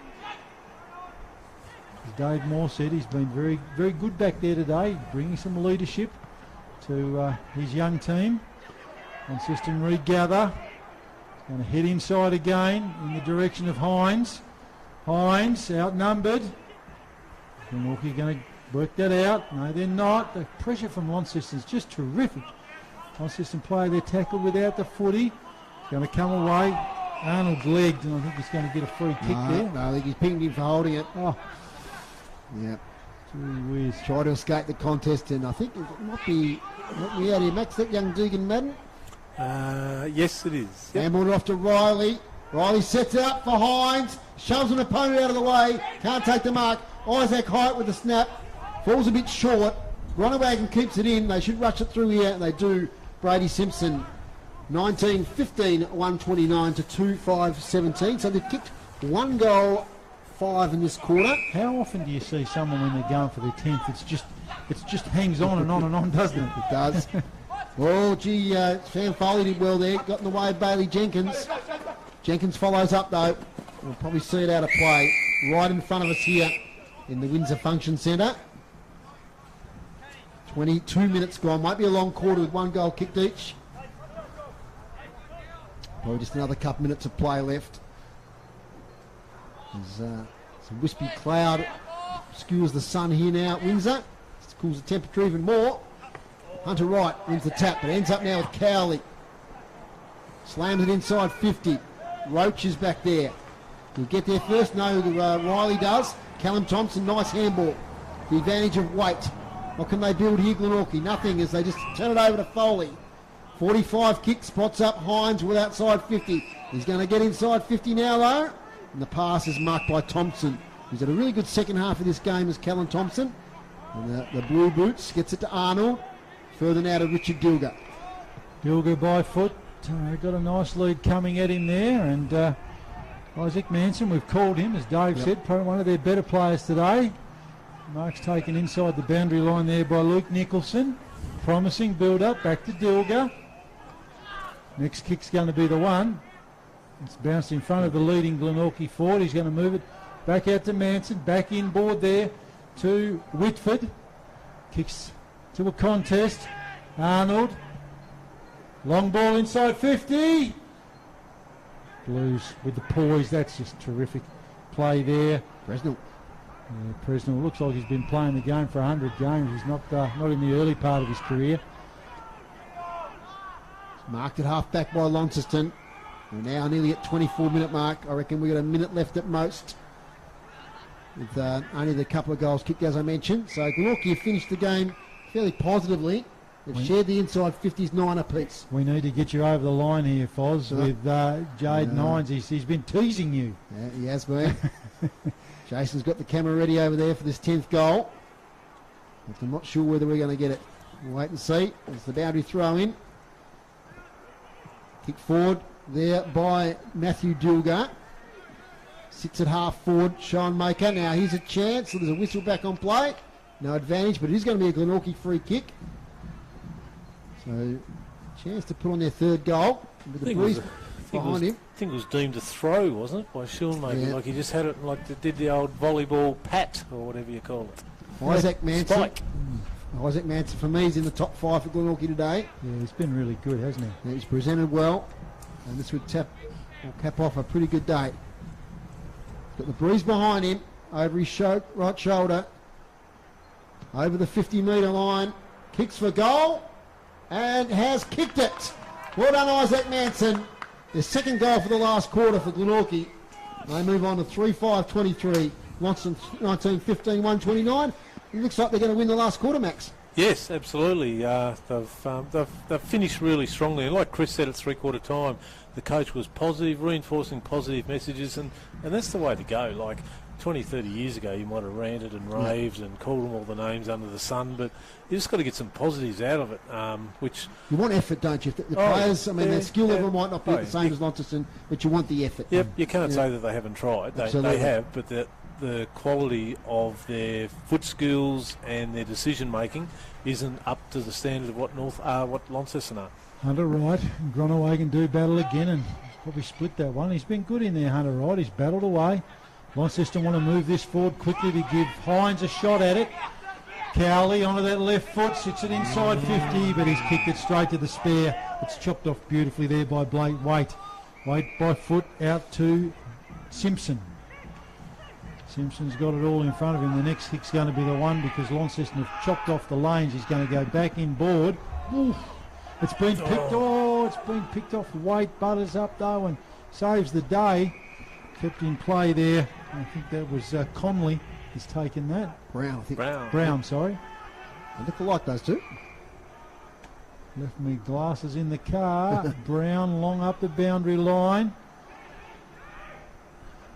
Going to head back in, give Launceston another look at it. Paul Freeman, long kick inside 50. Chopped off again by Waite. He's been fantastic, Blake Waite. Yeah, he's been great. Simpson, Waite. We've called that a little bit for Glenorchy too. And Richard Dilger got what he should have taken. Another inside 50 here. Heading in the direction of Hines. Downfield. Here comes number 10. All yours, Rob. I can't take that off your skipper. Oh no. It's been handed over to Pfeiffer. Hines can't believe it. There it is. So Seth Pfeiffer. He gives it to Hines for goal number 10. And the boy says, no, we've got to clear the area, boys. Pandemonium breaking loose. It's just like the wrestling, I tell you. Look at this. There we go. Hines snaps it from goal number 10, Jake Hines. Oh, no. There it is. It's the post. He's under a lot of pressure with the shot. Oh, dear. Oh, and he's getting a bit of attention, too, from the Milwaukee boys. As the siren goes, hopefully now they'll shake hands. There's a bit of aggro turns to let's shake hands, boys. She's all over here at Windsor Park at the final score. And I'll just make sure I look at Groobs' computer. I might have missed it behind there, Groobs, did I? And what do we got? 19-16, 130, Launceston. 107-point winners over Glenorchy. 3-5-23. Goal kickers, Max Walker. Goal kickers, we have, just let me tally them up for a minute there, Dave. 4, 6, 8, 9 to Hines, 1 to Hyatt, 2, 3 to Jones, 1 to Gillow, 1 to Riley, 1 to McCormack, 2 to Powerfman, 1 to House, and for the Glenorchy Magpies, Manson, Blowfield and Dilger. Straight to Chris Say, who's got Mitch Thorpe. Yeah, I've got Mitch Thorpe here. Last time, Mitch, we spoke, you just won the flag. So, new year, new season, how would you assess today? Yeah, it was a professional performance. We got ourselves into the season round one, and then, we're just trying to build some momentum with a younger group, albeit with still some sprinkling of experience. So, yeah, it was really nice to be professional and get the job done. And a really young side too, and that's where you coached here at ground level? Yeah, absolutely. Just being able to communicate with the boys directly is a little easier than down the phone. And we just got plenty to work on, but it was a strong performance. Lazy 9 to Hinesy. Yeah, 9 goals 6. The boys did everything they could to get to 10, but couldn't quite get there, but that's okay. It shows the boys are connected and understand that tenure is important, so nice win. Next week, North Hobart down the highway, sort of both sides around the middle of the table as well. So be a good game. Yeah, we've played them. We've already played them this year, and it was close in patches, and we were able to kick away. So we'll need to prepare well, and I'll get Joby Harper back next week, which will be really important. All right. So you're always generous with your time. Thanks very much. No worries. Thanks, guys. Okay, that's it down here. I don't think there's any injuries I can report on from both sides. So yeah, it was a good game, and here's I can see President Don Jones shaking the coach's hand here at the bench level too. So good day for the Launceston Footy Club. Fantastic. Thanks for your efforts today, Chris. It's fine. It's a bit chilly down here too, don't you worry. You'll be in the studio for us next week. Yeah, I will actually, yes. Nice and warm. Thanks there to Chris Sayer. Okay, we've got a few stats to get to. Let's start with the team stats, thanks to Dave Gruber. And today the hit-outs, Launceston 59 to Glenorchy 31. Clearances, 40 to Launceston, 22 to Glenorchy. Inside 50s, 51 to Launceston, 28 to Glenorchy. Pretty close in that last quarter. The Blues had 11 to 9 for the Pies. Marks inside 50, it was just one between the two teams in that last quarter, but Launceston had 13 over the day to Glenorchy 5. Free kicks, 21 to Launceston, Glenorchy 17. And intercept marks, 18 to Glenorchy. And they did a good job with the likes of Josh Arnold, Nathan Blowfield, Blake Wade, etc. back there. And 17 to Launceston. Their half-back line was really strong throughout the day. Thanks to Dave Gruber for taking the stats today. He's got the beanie on and getting the gloves on here as it's getting a bit chilly, a few rays of sunshine. Thanks to Damien Donnelly and Darren Lovell. The individual stats, Rob Soward. Yeah, look, we've called him all game, and we talked about Hines kicking the 9 and just falling short. Brody Palfreyman, 39 possessions, just falling short of that magic 40. 13 in that last quarter, is that right? Yeah, 13 in that last quarter, but, third quarter he only got 5, so, gee whiz, I'd be ripping in him about that. But we need a 4-quarter player, Brody, we'd be saying to him. But 39, Jamison House 28, Sam Foley 24. Big second half for Foley, 16 in that second half. Jake Hines 24, obviously. Jones 23, Riley 20. But the thing, Dave, it shows when you look at this, a lot of even contributors, isn't there, across that side. Yeah, but a lot of players over 15 possessions. So yeah, that's right. And you see guys like Hyatt, guys who've got that opportunity. He chipped in with 19. So great day there. And we talked about Wade throughout the game. He again worked into it. Ended up with 11 marks. Yep. And 20 disposals, so really important for Glenorchy. He's one of their better players over the day. Speaking of better players, Max, over to you for better players and your 3, 2 and 1. Thanks, Dave. I'll just go through the Glenorchy list to start with. They had 22 tries. Their better guys was, I thought Nicholson went well, Richard Dilger, Matt Dilger, Waite, as you just called, were some of their better players. Probably their best players were Arnold, Simpson, Manson, really liked him, and Joseph. A good effort by those ones called later in that list. For Launceston, some of their better players I thought were Canny, Hyatt, Dylan Riley on the wing. One of the better games I've seen him play in the last few months. Jamison House with 28 plus possessions, slotted straight back in, exceptional, done a few different roles today. Their better players out of all that was Hines, Foley, Jones, Groenewegen, whilst he didn't have a lot of competition in the ruck through experience and so forth. It'd be great for those young guys to learn off someone like Joe, but I thought he did well there and around the ground. We saw him spoil a couple in the goal squares. 41 hit-outs, so it's not a bad effort in anyone's book. Brody Palfreyman again. So the votes today, could have given votes to probably 8 or 9 Launceston guys. Second half of his footy today, and it probably reflects that the ball was down there a bit more with Glenorchy, especially in that last quarter. 1 vote to Foley, thought he played really well. 9 goals, 6 isn't a bad effort in anyone's book. Could have easily been, that last one could have been his 10-5, but it wasn't to be. Hit the post. 2 votes to Hines, and Palfreyman with his 39 possessions, 3 votes. I noticed there was 8 tackles, 6 tackles in that as well, 18 contested footies. So he put in a real good 3.5 quarter effort there.